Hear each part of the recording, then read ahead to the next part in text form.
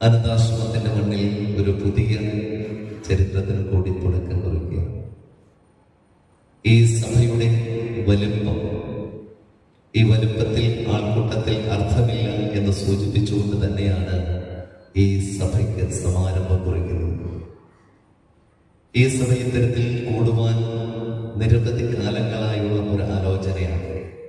പഠന ക്ലാസ്സുകളൊക്കെ നടത്തിക്കൊണ്ടിരിക്കുന്ന കാലഘട്ടത്തിൽ തന്നെ നമ്മുടെ ഈ അനാഥാശ്രമത്തിന്റെ മണ്ണിൽ ഇത്തരത്തിലൊരു വിജ്ഞാന സദസ്സുകൾ ആരംഭിക്കാൻ കുറേ കാലങ്ങളായി ആഗ്രഹിക്കുന്നു. പക്ഷേ സമയമായതിപ്പോഴാണ്, എനിക്ക് തോന്നുന്നു മഹായജ്ഞമൊക്കെ കഴിഞ്ഞപ്പോഴാണ് അതിന് തുടക്കം കുറിക്കാൻ സമയം സമാഗതമായത് എന്ന് വിശ്വസിക്കുന്നു. ഇത് കഴിഞ്ഞ ദിവസം ചന്ദ്രേട്ടനൊക്കെ ആയിട്ട് ആലോചിച്ചപ്പോൾ നമുക്ക് ഇനി താമസിക്കേണ്ട, തുടങ്ങാം എന്നാലോചിച്ചുകൊണ്ട് ഇത് SNDP യോഗം ചങ്ങനാശ്ശേരി യൂണിയനുമായോ നമ്മുടെ സംഘടനാ ബന്ധങ്ങളുമായോ ഒന്നും കൂട്ടിച്ചേർത്തുകൊണ്ടുള്ള ഒരു സഭയല്ല. ഇന്ന് നാം ഓരോരുത്തരും ജനിച്ച് ജീവിച്ച് വളർന്ന് നമ്മുടേതായ ജീവിത മാർഗങ്ങളൊക്കെ തേടി എല്ലാം കഴിഞ്ഞു കഴിയുമ്പോൾ നിരവധിയായ അറിവുകൾ നേടിയ നല്ല മെമ്മറികൾ ചിതയിലെറിഞ്ഞു പോകുമ്പോൾ ഒരു ഗ്രന്ഥത്തിൽ നിന്ന് ലഭ്യമാകാത്ത എത്രയെത്ര അറിവുകളാണ് ഇവിടെ അസ്തമിച്ചുകൊണ്ടിരിക്കുന്നത് എന്ന യാഥാർത്ഥ്യമാണ് ഇത്തരത്തിൽ സഭ കൂടാൻ ചിന്തിപ്പിച്ചത്. നിരവധിയായ രാജ്യങ്ങൾ ഭരിച്ചുകൊണ്ടിരുന്ന രാജഭരണചക്രത്തിന്റെ കാലഘട്ടത്തിൽ പോലും രാജാക്കന്മാരാരുമാകട്ടെ അവർക്ക് അറിവുകളെ പ്രദാനം ചെയ്യുന്ന പണ്ഡിത സദസ്സുകൾ ഉണ്ടായിരുന്നു. ആ പണ്ഡിത സദസ്സുകളിലൂടെ ഗുരുക്കന്മാരുടെയും വിജ്ഞാനികളുടെയും ചർച്ചകൾ മൂലം അത്തരത്തിൽ നിർദ്ദേശം നൽകുന്നതാണ് ആ രാജ്യത്തെ അതിന്റെ പരമമായ ഉന്നതിയിലേക്ക് നയിച്ചിരുന്നത് എന്ന് ചരിത്രം പഠിക്കുമ്പോൾ നമുക്ക് തിരിച്ചറിയാൻ സാധിക്കും. അനുഭവജ്ഞാനമാണ് എത്രയോ ഗ്രന്ഥങ്ങൾ അടങ്ങിയ പുസ്തകശാലകളെക്കാൾ മഹത്വം എന്ന തിരിച്ചറിവ് നമുക്ക് ഓരോരുത്തർക്കുമുണ്ട്. ഇവിടെ ഇരിക്കുന്ന ഓരോരുത്തരും ചെറുതും വലുതുമായ നിരവധിയായ ഗ്രന്ഥങ്ങളിലൂടെ, നിരവധിയായ അനുഭവങ്ങളിലൂടെ വ്യത്യസ്തമായ അറിവ് നേടിയിട്ടുള്ളവരാണ്. അവിടെ പ്രായത്തിന് പ്രാധാന്യമില്ല. പ്രായമുള്ളത് കൊണ്ട് അനുഭവ സമ്പത്ത് കൂടണമെന്നോ പ്രായം കുറഞ്ഞതുകൊണ്ട് അനുഭവ സമ്പത്ത് ഇല്ലാതിരിക്കണമെന്നോ കാര്യമില്ല. ഏറ്റവും കൂടുതൽ ആഗ്രഹിച്ചത് യുവതലമുറകൾ ഇത്തരത്തിലുള്ള വിജ്ഞാന സദസ്സുകളിൽ സംബന്ധിക്കണമെന്നാണ്. പണ്ഡിത സദസ്സുകളൊന്നും ഇന്നില്ല. പണ്ടത്തെ രാജകൊട്ടാരത്തിന്റെ മുൻവശങ്ങളിലും മനകളുടെ മുൻവശങ്ങളിലുമൊക്കെ ഇത്തരത്തിൽ കൂട്ടം ചേരുന്ന ചെറിയ ചെറിയ ഇരിപ്പിടങ്ങൾ നമുക്ക് ഇന്നും കാണാം, ശേഷിപ്പുകൾ കാണാം. അനാഥാശ്രമത്തിന്റെ മണ്ണിൽ അത്തരത്തിലൊരു കൂട്ടായ്മ ഉണ്ടാകണമെന്ന ഒരാഗ്രഹം, ഗുരുവിനെ അറിയുവാനും ഗുരുദർശനങ്ങൾ പരസ്പരം ചർച്ച ചെയ്യുവാനും വാദിക്കുവാനും ജയിക്കുവാനും അല്ലാതെ തുടങ്ങണമെന്നാണ് ആഗ്രഹിച്ചത്. എന്നാൽ സംഘടനാപരമായുള്ള പ്രവർത്തനങ്ങളിൽ ഏർപ്പെട്ട് കഴിഞ്ഞ കുറേ നാളുകളുടെ അനുഭവ തലത്തിൽ ഇരുന്നപ്പോഴാണ് തിരിച്ചറിഞ്ഞത്, ശ്രീനാരായണ ദർശനത്തെ അറിയിക്കേണ്ട, ശ്രീനാരായണ ധർമ്മത്തെ പരിപാലിക്കേണ്ട സംഘടനയുടെ നിരവധിയായ തലങ്ങളിൽ ഇരിക്കുന്നവർ പോലും ഈഴവന്റെ ചരിത്രവും നാം ആരാണെന്ന തിരിച്ചറിവില്ലാതെ പ്രവർത്തിക്കുന്നത് കൊണ്ട് ഈ സമൂഹത്തിൽ നിരവധിയായ വിപത്തുകൾ ഉണ്ടാകുന്നു എന്ന യാഥാർത്ഥ്യം തിരിച്ചറിഞ്ഞത്. സംഘടനാ പാഠവം ഒരു വിഷയം നേടാതെയാണ് പലപ്പോഴും ജനാധിപത്യപരമായി തിരഞ്ഞെടുക്കപ്പെടുന്നത്. സംഘടനാ ക്ലാസുകളൊക്കെ നേടിക്കൊണ്ട് സംഘടനയെ ഒരു തരത്തിൽ നമുക്ക് മുന്നോട്ട് കൊണ്ടുപോകാൻ സാധിക്കും. എന്തെങ്കിലുമൊക്കെ പുകമറ സൃഷ്ടിച്ചുകൊണ്ട് നമുക്ക് സ്ഥാനമാനങ്ങൾ നിലനിർത്തുവാനും സാധിക്കും. പക്ഷെ നമുക്കിന്നിവിടെ വേണ്ടത് സ്ഥാനമാനങ്ങളല്ല. ഞാനും നിങ്ങളും, ഞാനിവിടെ നോട്ടീസിൽ പോലും യൂണിയൻ സെക്രട്ടറി എന്ന പേര് പറയാൻ പോലും ആഗ്രഹിക്കാതെ യൂണിയൻ സെക്രട്ടറി സ്ഥാനം വെച്ചിട്ടില്ല. ഇവിടെ നമ്മൾ എല്ലാവരും ഒരുപോലെയാണ്. അറിവ് ആരിൽ നിന്ന് ലഭ്യമാകുന്നുവോ അത് ഗുരുസ്ഥാനമാണ്. നീന്താൻ അറിയാവുന്നവർക്ക് വണ്ടി ഓടിക്കാൻ അറിയണമെന്നില്ല. വണ്ടി ഓടിക്കാൻ അറിയുന്നവർ ചിലപ്പോൾ മറ്റു പല കാര്യങ്ങളും അറിയണമെന്നില്ല. പാടാനറിയാം, ആടാനറിയാം, ചാടാനറിയാം, പല അറിവുകളാണ് നമുക്കുള്ളത്. ഈ വ്യത്യസ്തമായ അറിവിന്റെ തലങ്ങളുടെ ഈ ഒരു യാത്ര, ആ യാത്രയിൽ സമകാലീനമായ ഇത്തരത്തിൽ സമചിന്താഗതികരായിട്ടുള്ളവർ പരസ്പരം കൂടിയിരുന്ന് ചർച്ച ചെയ്യുമ്പോൾ എത്രയെത്ര തിരിച്ചറിവുകളാണ് നമുക്ക് ലഭ്യമാകുന്നത്. തെറ്റുകളും തെറ്റിദ്ധാരണകളും തിരുത്തിക്കൊണ്ട് നന്മയുള്ള ഒരു മനുഷ്യനായി മാറുക എന്നത് മാത്രമാണ് ലക്ഷ്യം. ഈ സഭ കൊണ്ട് മറ്റ് ഒരു ഉദ്ദേശ ലക്ഷ്യങ്ങളും ഇല്ല എന്ന് അതിനെ തന്നെ സൂചിപ്പിക്കട്ടെ. ഇതൊരു സംഘടനയായി വളർത്തിയെടുത്ത് മറ്റൊരു തരത്തിലുള്ള ചിന്താഗതി, അതുകൊണ്ടാണ് യൂണിയന്റെ പോഷക സംഘടനയല്ല എന്ന് നേരത്തെ തന്നെ ഇവിടെ ചന്ദ്രചേട്ടൻ സൂചിപ്പിച്ചത്. ഗുരുകുലം എന്ന വാക്കാണ് ആദ്യം ഉപയോഗിച്ചത്. അവിടെ വിജ്ഞാനവർദ്ധിനി സഭ എന്ന ഒരു വാക്ക് കൂടി ചേർത്ത് ചില കാര്യങ്ങളൊക്കെ ചെയ്യുമ്പോൾ പഴയ പേരുകളെ ഒന്ന് ഉണർത്തിയെടുക്കണമെന്ന ആഗ്രഹം കൂടിയുണ്ട്. ചങ്ങനാശ്ശേരിയിൽ കൊണ്ട് ധർമ്മപട സംഘം രൂപീകരിച്ചപ്പോൾ പല കോണുകളിൽ നിന്നും വിളി വന്നു. ധർമ്മപട സംഘം ആരുടെ പേരാണെന്നറിയുമോ? ആര് രൂപീകരിച്ചതാണെന്നറിയുമോ? ഉദ്ദേശം അത് തന്നെ ആയതുകൊണ്ടാണ് ആ പേരിട്ടത് എന്ന് പറഞ്ഞതുപോലെ വിജ്ഞാനവർദ്ധിനി സഭ എന്നൊരു പേരിട്ടപ്പോൾ ആ സഭയ്ക്കും ചരിത്രമുള്ളതാണ്. എന്തായാലും ആ സഭയുടെ ആ പേരിൽ അന്തർലീനമായിരിക്കുന്ന സത്ത് വിജ്ഞാനത്തെ വർദ്ധിപ്പിക്കുക എന്നത് തന്നെയാണ്. അതുകൊണ്ട് തന്നെ എല്ലാ രണ്ടാം ശനിയാഴ്ചകളിലും ഉച്ചയ്ക്ക് ശേഷം 2 മണി മുതൽ 5 മണി വരെ കൃത്യമായി നമ്മളൊന്ന് ഒത്തുചേരുക. 2 പേരാകാം, 4 പേരാകാം, 10 പേരാകാം. ആളിന്റെ എണ്ണത്തിൽ ഒരു പ്രാധാന്യവുമില്ല. ഇന്നിവിടെ ഞങ്ങൾ ആകെ 20 പേരെയാണ് ഉദ്ദേശിച്ചത്. 20 പേരെ ഉദ്ദേശിച്ചുകൊണ്ട് ഞങ്ങൾ ആ മുഖമണ്ഡപത്തിൽ അത്തരത്തിൽ ഒന്ന് വട്ടം കൂടിയിരിക്കാം എന്നാണ് വിചാരിച്ചത്. പക്ഷേ ഇത്രയും അധികം ആളുകൾ വാട്സാപ്പ് വഴി ഫേസ്ബുക്ക് വഴിയൊക്കെ ഉള്ളത് കൊണ്ട് എല്ലാവരും അത് സ്വീകരിച്ച് എത്തിച്ചേർന്നു. വളരെ നല്ല കാര്യം. ഇത്തരത്തിൽ വിവിധങ്ങളായ ഓരോ വിഷയങ്ങൾ ഇടുമ്പോൾ ആ വിഷയത്തിൽ പരിജ്ഞാനമുള്ളവർ വിഷയങ്ങൾ അവതരിപ്പിക്കുന്നു. അതിനെക്കുറിച്ച് ഒരു മോഡറേറ്റർ എന്ന രീതിയിൽ കുറെ കാര്യങ്ങൾ എന്നാലാവുന്നത് ഞാനും പറയും. ഇവിടെ അതിനെ അവലോകനം ചെയ്തുകൊണ്ട് വിഷയാസ്പദമായി അതിനെ ഒന്ന് ക്രോഡീകരിക്കും. അത്തരത്തിൽ ചർച്ചയ്ക്ക് ഇവിടെ ഇരിക്കുന്ന ഓരോരുത്തർക്കും അവരുടെ അറിവുകളെ പങ്കുവെക്കുവാനും ആശയവിനിമയം നടത്തുവാനും ജിജ്ഞാസുകളായിട്ടുള്ളവർക്ക് അത് ശ്രമിക്കുവാനും സാധിക്കും. ഇപ്പോൾ ഇവിടെ വന്നപ്പോൾ തന്നെ 2-3 പുസ്തകങ്ങൾ 2-3 പേരുടെ കയ്യിലിരിക്കുന്നത് കണ്ടു. ഞാൻ ആ പുസ്തകം ഒന്നും വായിച്ചിട്ടില്ല. ഇപ്പൊ നോക്കി ഇപ്പോ രാമായണത്തിന്റെ പ്രഥമ ശ്ലോകം എന്താണെന്ന് ചോദിക്കുമ്പോൾ രാമം ദശരഥം വിധി എന്ന് പഠിച്ചത് വരരുചിക്കതയിലൂടെയാണ് ഞാൻ ആദ്യം പഠിച്ചത്. അന്ന് രാമായണം വായിച്ചു പഠിച്ചിട്ടില്ല. അപ്പോ വരരുചിക്കതയിലെ പണ്ഡിതസസിലെ ചോദ്യത്തിനുത്തരമായി വരരുചി കാർത്തികയിൽ നടക്കുമ്പോൾ വനദേവതമാരിൽ നിന്ന് കേട്ട വാക്ക് എന്ന് പറഞ്ഞുകൊണ്ട് പഠിച്ച കഥ ഇപ്പോഴും എന്റെ മനസ്സിലുണ്ട്. അപ്പോ ആ 4 വാക്കുകളാണ് ആ രാമായണത്തിന് പ്രഥമമായി ഉള്ളത് എന്ന് തിരിച്ചറിയുവാൻ സാധിച്ചത് അത്തരത്തിലൊരു പണ്ഡിതന്റെ വാക്കുകളിൽ നിന്നാണെങ്കിൽ രാമായണം മുഴുവൻ നമ്മൾ വായിച്ചു നോക്കേണ്ടി വന്നില്ല. എന്ന് പറഞ്ഞതുപോലെ നിരവധിയായ ചരിത്രത്തിന്റെ താളുകളിലൂടെ കടന്നു പോകുമ്പോൾ അതിൽ അന്തർലീനമായിരിക്കുന്ന സത്ത് ഈ പുസ്തകത്തിലെ കണ്ടന്റായിരിക്കും അവർ ഓരോരുത്തരും പറയുന്നത്. നമ്മൾ വായിക്കാത്ത, നമ്മൾക്ക് അറിവില്ലാത്ത പുസ്തകശാലകളിൽ നിന്നും പൊടിപിടിച്ചിരിക്കുന്ന പല ഗ്രന്ഥങ്ങളിലെയും അറിവുകൾ നാം അറിയാതെ നമ്മുടെ മനസ്സിലേക്ക് എത്തിച്ചേരും. ഇന്നിവിടെ വിഷയം വെച്ചിരിക്കുന്നത് ആദ്യത്തെ വിഷയം ഈഴവ ചരിത്രമാണ്. ഈഴവ ചരിത്രത്തെ കുറിച്ച് പറയാൻ പോയാൽ നിരവധിയായി പറയേണ്ടി വരും, ഒത്തിരി പറയേണ്ടി വരും. അതുകൊണ്ട് തന്നെ അതിനെ 2 ഘട്ടമാക്കി. ഇന്ന് ഗുരുവിന്റെ ദർശനത്തെ അറിയുവാനും അറിയിക്കുവാനും ചിന്തിക്കുന്ന ഒരു സമൂഹത്തിൽ നമ്മൾ പെട്ടവരായതുകൊണ്ട്, ഗുരുവിനെ ഈശ്വരനായി കാണുന്ന ഒരു സമൂഹമായതുകൊണ്ട്, ആരാണ് ഈശ്വരൻ എന്ന അറിവിലേക്ക് കിടക്കുന്നതിന് മുൻപ്, ഗുരു ആരാണെന്ന് അറിയുന്നതിന് മുൻപ് ഗുരുവിന് മുൻപുള്ള ഈഴവ ചരിത്രം ഒന്ന് അറിഞ്ഞാൽ നന്നായിരിക്കും എന്ന ഒരു ചിന്താഗതി ഉണ്ടായതുകൊണ്ടാണ് ആ കഴിഞ്ഞ കാലഘട്ടത്തിലെ ചരിത്രത്തിന്റെ താളുകളിലൂടെ കടന്നു പോകുമ്പോൾ, നൂറ്റാണ്ടുകൾക്ക് പിന്നിലേക്ക് കടന്നു പോകുമ്പോൾ, ഈ പറയുന്ന ആഫ്റ്റർ ക്രൈസ്റ്റ് അല്ല ബിഫോർ ക്രൈസ്റ്റിൽ പോലും ഈഴവനുണ്ടായിരുന്നു എന്ന ചരിത്രത്തെ കുറിച്ച്, ഈ രാജ്യത്തിന്റെ വിവിധങ്ങളായ ഭരണചക്രങ്ങൾ മാറി മാറി വന്നപ്പോൾ സംസ്കാര സമ്പന്നമായ ഈഴവന്റെ ആ സംസ്കാരത്തിന് മൂല്യച്യുതി സംഭവിച്ചു എന്ന ആ ബോധം അതുണ്ടാകണമെങ്കിൽ പഴയകാല ചരിത്രങ്ങളിലേക്ക് കടന്നു പോകണം. ഈഴവൻ ആരാണെന്നും ഈഴവന്റെ ശൗര്യം എന്താണെന്നും ഈഴവന്റെ സംസ്കാരം എന്താണെന്നും തിരിച്ചറിയണമെങ്കിൽ കഴിഞ്ഞകാല ചരിത്രത്തിലേക്ക് കടന്നു പോകണം. ഇന്ന് ഈഴവൻ മറ്റുള്ളവരുടെ മുന്നിൽ ഒരു ഏറാമൂളിയായി നിൽക്കുമ്പോൾ, ഇന്നത്തെ സമൂഹത്തിൽ ഈഴവൻ പിന്നാക്കക്കാരെന്ന് മുദ്രകുത്തുമ്പോൾ, പുതിയ തലമുറയിലേക്ക് കടന്നു വരുന്ന നമ്മളുടെ യുവാക്കളെല്ലാം ചിന്തിച്ചിരിക്കുന്നത് നമ്മൾ വെറും പിന്നാക്കക്കാരാണല്ലോ എന്നാണ്.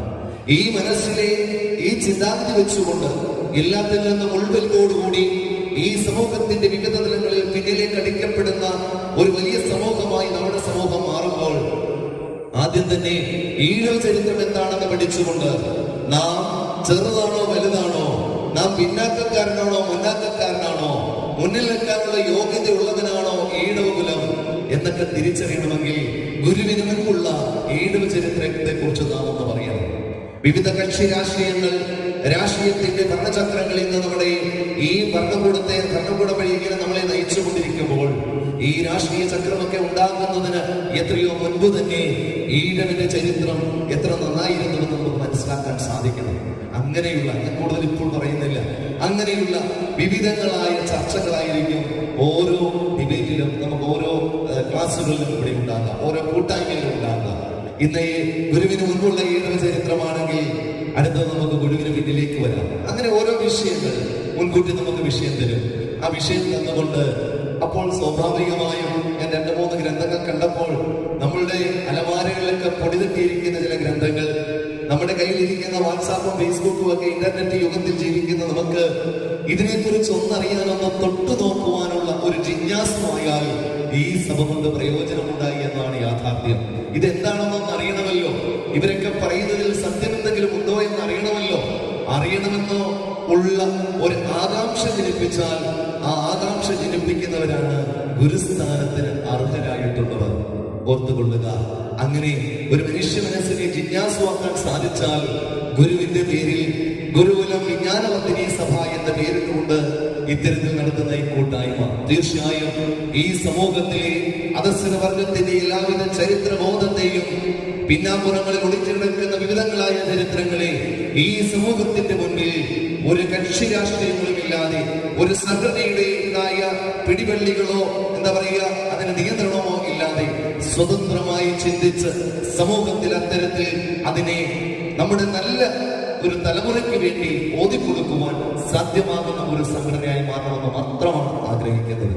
അത്തരത്തിൽ ഇത് ഉണ്ടാവട്ടെ എന്ന് ആഗ്രഹിച്ചുകൊണ്ട് ഈ പ്രത്യേകിച്ച് തിരുവിതാംകൂറിന്റെ മണ്ണിൽ ശ്രീനാരായണ ഗുരുദേവൻ ഇവിടെ സന്ദർശിച്ച സമയത്ത് ആ സന്ദർശനമരുളി ഗുരുവിന്റെ തൃപ്പാദങ്ങൾ കൊണ്ട്, ഞാൻ തിരുവിതാംകൂർ എന്ന് പറഞ്ഞപ്പോൾ ഞാൻ 1-2 പോയിന്റ് ഇട്ട് തരികയാണ് കേട്ടോ. കാരണം ഈ കഴിഞ്ഞ ദിവസം ഒക്കെ ചില ശാഖകളിൽ ചെന്നപ്പോൾ ചോദിച്ചു, സർട്ടിഫിക്കറ്റ് മേടിച്ച് കേരളത്തിന്റെ കഥയും സ്വാമിവിവേകാനന്ദ കേരളത്തിൽ വന്ന കഥയൊക്കെ പറയുമ്പോൾ എന്റെ പൊന്നു സഹോദര, അന്ന് കേരളമുണ്ടോ? SNDP ഉണ്ടായപ്പോ കേരളമുണ്ടോ? ഈ ഇന്ത്യയുടെ ഈ പറഞ്ഞ വളയമുണ്ടോ? ഇതൊക്കെ ചോദിച്ചപ്പോഴാണ് തലതിരിഞ്ഞ് ചിന്തിക്കുക എന്ന് പറഞ്ഞ് ചിന്തിക്കാൻ വേണ്ടി പറഞ്ഞതാണ് കേട്ടോ. അപ്പോ ശ്രീനാരായണ ഗുരുദേവൻ തിരുവിതാംകൂറിന്റെ ഈ മണ്ണിൽ നിന്നുകൊണ്ട് ഇവിടെ ഇരുന്നുകൊണ്ട് നമുക്ക് ആനന്ദം തോന്നുന്നു എന്ന് പറഞ്ഞുകൊണ്ട് ആനന്ദാശ്രമം നാമകരണം ചെയ്തുകൊണ്ട് ഗുരുവിന്റെ ആ പുണ്യാത്മാവിന്റെ സ്പർശം കൊണ്ട് പുണ്യമായ ഭൂമിയിൽ നിന്നുകൊണ്ട് തന്നെ നവോത്ഥാന മൂല്യങ്ങളെ മുറുകെ പിടിച്ചുകൊണ്ട് ഓരോ മനുഷ്യന്റെ മനസ്സിലും നവീകരണ പ്രക്രിയ നടത്തുവാനുള്ള, അത്തരത്തിൽ ചിന്തിപ്പിക്കുവാനുള്ള ഒരു സഭയാക്കി മാറ്റുവാൻ ആഗ്രഹിച്ചുകൊണ്ടാണ് ഈ സഭയ്ക്ക് തുടക്കം കുറിച്ചത്. എല്ലാവരും ആ ചിന്താഗതിയോടുകൂടി ഈ നമ്മുടെ കൂട്ടായ്മ മുടങ്ങാതെ എല്ലാ മാസവും കൃത്യതയോടുകൂടി നടത്തുവാൻ നിങ്ങൾ എല്ലാവരും തയ്യാറാകണമെന്ന് അഭ്യർത്ഥിച്ചുകൊണ്ട്, നിങ്ങളോടൊപ്പമുള്ള ഒരു സഹോദരന്റെ അഭ്യർത്ഥനയായി ഇത് കണ്ടുകൊണ്ട് എല്ലാവരും ഈ കൂട്ടായ്മയിൽ പങ്കെടുക്കണം എന്ന് അഭ്യർത്ഥിച്ചുകൊണ്ട് എന്റെ അധ്യക്ഷ പ്രസംഗം കൂടി അവസാനിപ്പിക്കുകയാണ്. ഇന്ന് നമുക്ക് ഇവിടെ വിഷയം വെച്ചിട്ടുള്ളത് ഈഴവ ചരിത്രം ഗുരുവിന് മുൻപ് എന്നതാണ് നമ്മുടെ വിഷയം. നമുക്കറിയാം, സംഘടനാ പ്രവർത്തനത്തിൽ ദീർഘകാല പാരമ്പര്യം, അധ്യാപകൻ, എഴുത്തുകാരൻ, ചിന്തകനൊക്കെ ആയിരിക്കുന്ന നമ്മുടെ നടേശൻ സാർ നിരവധിയ പുസ്തകങ്ങളൊക്കെ എഴുതിയിട്ടുണ്ട്. അപ്പൊ ഇവിടെ നമ്മുടെ കൂട്ടത്തിൽ ആരാണ് അത്തരത്തിൽ ഇന്ന് വിഷയാവതരണത്തിന് വേണ്ടത് എന്ന് ചിന്തിച്ചപ്പോൾ ആദ്യം വന്ന പേര് നടേശൻ സാറിന്റെയാണ്. ഇന്നത്തെ ഗുരുവിന് മുൻപുള്ള ആ ഒരു ഈഴവ ചരിത്രത്തെ കുറിച്ച് വിഷയമായി നടേശൻ സാർ ഇവിടെ അവതരിപ്പിക്കും. നല്ല അഭിപ്രായവും ഭിന്നാഭിപ്രായമുള്ളവരുണ്ടാവാം, മറ്റു പല ചിന്താഗതികളുണ്ടാവാം. നിരവധിയായ ചരിത്രകാരന്മാരുടെ ഭാവനയിൽ ഈഴവൻ എവിടെ നിന്ന് വന്നോ എന്നത് പോലും ചോദ്യചിഹ്നമായി നിൽക്കുമ്പോൾ അതിന് ഉത്തരം ഞാനിപ്പോൾ പറയുന്നില്ല. പല പല ചോദ്യങ്ങളാണ് അതിന്റെ പിന്നിലുള്ളത്, പല പല ഉത്തരങ്ങളാണ് അതിന്റെ പിന്നിലുള്ളത്. അപ്പോൾ അതിൽ ഏറെക്കുറെ നമുക്കൊന്ന് ചിന്തിച്ചുകൊണ്ട് നമ്മൾ അതിൽ ഏതിൽപ്പെട്ടാൽ നന്നായിരിക്കും, ഏതായിരിക്കും നമുക്ക് ചാർത്താൻ പറ്റുന്ന ആ ചരിത്രത്തിന്റെ പേരുകൾ എന്നൊക്കെ നമുക്ക് ഇവിടെ ഒന്ന് ചിന്തിക്കുവാൻ വേണ്ടി ഈ വിഷയം അവതരിപ്പിക്കുന്നതിന് വേണ്ടി ഏറെ ബഹുമാന്യനായ നമ്മുടെ നടേശനെ ക്ഷണിച്ചുകൊണ്ട് എന്റെ വാക്കുകൾ തൽക്കാലം നിർത്തുന്നു. നന്ദി, നമസ്കാരം, ഗുരുധർമ്മം ചെയ്യട്ടെ. ഇവിടെ ചില കുറേ കാര്യങ്ങളൊക്കെ അവതരിപ്പിക്കാൻ ഉള്ള ശ്രമം ഞാൻ നടത്താം. അതിന് ആധികാരികമായ ഗ്രന്ഥങ്ങളുടെ പേരുകൾ തന്നെ ആദ്യം അവതരിപ്പിച്ചുകൊണ്ട് തുടങ്ങാമെന്ന് വിചാരിക്കുന്നു. പി കെ ഗോപാലകൃഷ്ണൻ എഴുതിയ കേരളത്തിന്റെ സാംസ്കാരിക ചരിത്രം. MS ജയപ്രകാശിൻ്റെ ഈഴവരുടെ മുഖത്തുകൾ, ശ്രീനാരായണ യുവപ്രഭാവം, ഗുരുദേവ ചരിത്രം തുടങ്ങിയ ഗ്രന്ഥങ്ങളെയൊക്കെ ആശ്രയിച്ചുകൊണ്ട് ഏതാനും കാര്യങ്ങൾ ഞാനിവിടെ കുറിച്ചുകൊണ്ട് വന്നിട്ട് അത് നിങ്ങളുടെ മുന്നിൽ അവതരിപ്പിക്കുകയും ഇതിനെക്കുറിച്ച് വിശദമായ ചർച്ച, എല്ലാ അഭിപ്രായങ്ങളും വ്യക്തിപരമായിട്ടുള്ള ആൾ നോക്കാതെ അതിൻ്റെ നാനാവശങ്ങളെ കുറിച്ച് ചിന്തിക്കുകയും അവതരിപ്പിക്കുകയും ചെയ്യണമെന്ന് ഞാൻ ആദ്യം നിങ്ങളോട് അപേക്ഷിക്കുന്നു. ഇന്ന് നമ്മളെ സംബന്ധിച്ചിടത്തോളം ഒരു പുതിയ സംരംഭത്തിൽ തുടക്കം കുറിക്കി ഗുരുദേവന്റെ മണ്ണിൽ നിന്ന് വിളക്കുകൊളുത്തി മഹാപ്രസ്ഥാനം ആരംഭിച്ച ഈശ്വരന്റെ വാദസ്പർശം കൊണ്ട് പരിപാവനമായ അനുരാഷ്ട്രത്തിൽ നിന്നുകൊണ്ടാണ് ഇന്ന് നമ്മളതിന് തുടക്കം കുറിക്കുക. ഒരുപാട് സംരംഭങ്ങൾക്ക് തുടക്കം കുറിച്ചതാണ് ഇവിടെ കുട്ടനാട് SNDP യൂണിയൻ പ്രോജക്റ്റ് വിട്ട് ഒരുപാട് സംഘടനകളുണ്ട്. ആ സംഘടന ജനറൽ സെക്രട്ടറി ആക്കാനുള്ള തീരുമാനം, ഇങ്ങനെ ചരിത്രപരമായിട്ട് ഒരുപാട് പ്രാധാന്യം വഹിക്കുന്ന ഒരു മഹാപ്രസ്ഥാനത്തിൻ്റെ സ്റ്റേജിലൂടെയാണ് നിങ്ങളോട് സംസാരിക്കുന്നത്.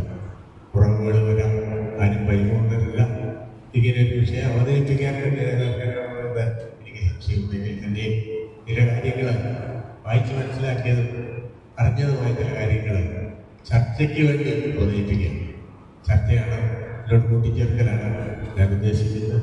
അത് എല്ലാ വിധത്തിലും പ്രവേശനം.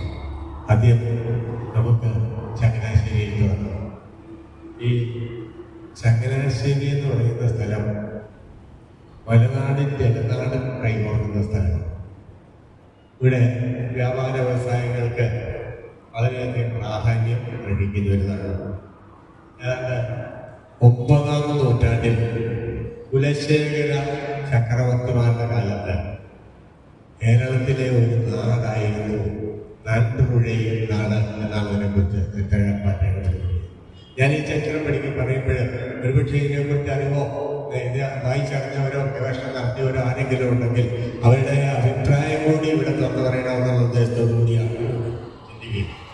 ഈ നാട്ടുപുഴയിൽ നിന്നാണ് അതിൻ്റെ നാശം വന്നപ്പോൾ അത് വീണ്ടും വെമ്പലനാട് എന്ന് പറയുന്ന ഒരു നാടായിട്ട് അറിയുന്നതാണ്. വെമ്പലനാടിനെ കുറിച്ച് നിങ്ങൾ കേട്ടുകാണ്. ഈ ശങ്കരക്കുറിപ്പ് ചന്ദ്രക്കട്ടിൽ എന്നൊരു കവിത എഴുതിയിട്ടുണ്ട്. വെമ്പലനാട്ടിലെ തമ്പുരാട്ടിക്ക് ഒരു കട്ടിൽ വേണം, കട്ടിൽ കടയുവാൻ ആ കിഴക്കൻ കാട്ടിലത്തെ ചന്ദ്രൻ തന്നെ വേണമെന്ന്. അങ്ങനെ ആ നാടിനെ കുറിച്ച് കേൾക്കും. ഈ വെമ്പലനാട് വീണ്ടും ഈ രാജാക്കന്മാരുടെ കാലഘട്ടം അതിന് നേതൃത്വപ്പെടുത്തവരെ മറ്റുള്ളവർ ആക്രമിച്ചതിങ്ങനെ അനുബന്ധിച്ചു വരുമ്പോൾ അത് വീണ്ടും തെക്കൻകൂറത്ത് വടക്കൻകൂറത്ത് രണ്ടായിട്ട് പിരിഞ്ഞെന്നാണ് പറയുന്നത്. ഈ തെക്കൻകൂർ രാജ്യത്തിലാണ് ചങ്ങനാശ്ശേരി വരുന്നത്. തെക്കൻകൂർ രാജ്യത്തിന്റെ തലസ്ഥാനം ചങ്ങനാശ്ശേരിയാണെന്നുമാണ് അതിനകത്ത് രേഖപ്പെടുത്തി കാണുന്നത്. റാണി ലക്ഷ്മിബായി പണി കഴിപ്പിച്ചതാണ്. നീരാഴി കൊട്ടാരം എന്ന് പറയുന്ന ഒരു കൊട്ടാരം ഉണ്ടായിരുന്നു. അതിലാണ് തെക്കൻകൂർ രാജവംശം നിലനിന്നിരുന്നത്. അതിന്റെ അവശിഷ്ടമാണ്, ബാക്കിപത്രമാണ്, ചിത്രങ്ങളവും അതുപോലെയുള്ളതും ഒക്കെയാണ് പറഞ്ഞു കേൾക്കുന്നത്. അപ്പോൾ ഈ കുലശേഖരന്മാരുടെ വചനത്തോടുകൂടി വെമ്പലനാടും പോയി ഈ വടക്കൻകൂർ തെക്കൻകൂറും ഒക്കെ മാറി അതിന്റെ തിരുശേഷിപ്പുഴ മാത്രമേ ഇവിടെയുള്ളൂ. കാരണം തെക്കൻകൂർ രാജാവ് കഴിപ്പിച്ചതാണ് ഈ നീരാഴി അമ്പലമാണ്, ആവിലമ്പലം. അതുപോലെ തന്നെ പറഞ്ഞ ഈ കുളവും. അപ്പോഴേ അവിടെ നിന്നും തുടങ്ങാൻ നമുക്ക് സാധിക്കുമെന്ന് പറയുന്നത് ഇതിലേക്ക് കേരളത്തിൻ്റെ ഇതിലേക്ക് വരാൻ സാധിക്കും. കേരളത്തെ സംബന്ധിച്ചിടത്തോളം ഈ വലയും ആഴയും ഇടയായ ചേരൽ പ്രദേശമാണ് ചേരളം കേരളമായെന്നാണ് ഈ ശാസ്ത്രജ്ഞന്മാരുടെ അഭിപ്രായം. അങ്ങനെ ചേരളം കേരളമായി, കേരളവംശത്തിൻ്റെ നാടായ കേരളമായി എന്നും പറയുന്നുണ്ട്. അങ്ങനെ പല അഭിമുഖങ്ങളുമുണ്ട്. ഇവിടെ ഈ ക്ഷേത്രം പണി കഴിപ്പിച്ചിട്ട് വാഴപ്പള്ളി ക്ഷേത്രം നിങ്ങൾ കേട്ടാണ്. ഏതാണ്ട് 1400 വർഷത്തെ പഴക്കമുണ്ടെന്നാണ് പറയുന്നത്. AD 825-ലാണ് അതിൻ്റെ നിർമ്മാണം നടന്നതെന്ന് പറയപ്പെടുന്നത്. 1400 കാരണം രാജ്യഭരണകാലത്ത് സ്ഥലങ്ങളുടെ പേരും അതുപോലെയുള്ള ചില നാമങ്ങളൊക്കെ വരുന്നത് രാജാവിൻ്റെ ആസ്ഥാനത്തെ ചുറ്റിപ്പറ്റിയും ക്ഷേത്രങ്ങളെ ചുറ്റിപ്പറ്റിയുമാണ്. നക്കരക്കുന്ന് തിരുനക്കരയായി അനന്തപുരം, തിരുവനന്തപുരമായി.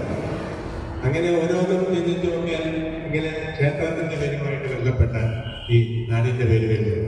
അപ്പൊ ചങ്ങനാശ്ശേരി വരാനുള്ള ഒരു കാരണം, ഈ ശിവന് ശങ്കരൻ എന്നൊരു പേരുണ്ട്. ആ ശങ്കരനാർ ചേരിയാണ് പറഞ്ഞു ചങ്ങനാശ്ശേരി ആയതാണെന്നാണ് അന്നത്തെ ചരിത്രകാരന്മാരിൽ നിന്നും ചരിത്രകാരന്മാരെ അറിഞ്ഞവരിൽ നിന്നും ചോദിച്ചറിയാതെ. അപ്പോൾ അതിനും പല ഭേദങ്ങൾ ഇവിടെ വന്നിട്ടുണ്ട്. ഈ ശംഖനാഥധ്വനിയിൽ നിന്നാണ് ഇത് വന്നതെന്നും പറയുന്നു. അതുപോലെ തന്നെ ഈ ക്ഷേത്രം സ്ഥാപിച്ചു കഴിഞ്ഞ് അതിന് കുറെ സ്ഥലം കരമൊഴിവായി രാജാവ് കൊടുക്കുന്നു. അന്ന് ചങ്ങഴി, നാഴി, ഉരി വിത്ത് വിതയ്ക്കാനുള്ള സ്ഥലം കൊടുത്തതാണ് പറയുന്നത്.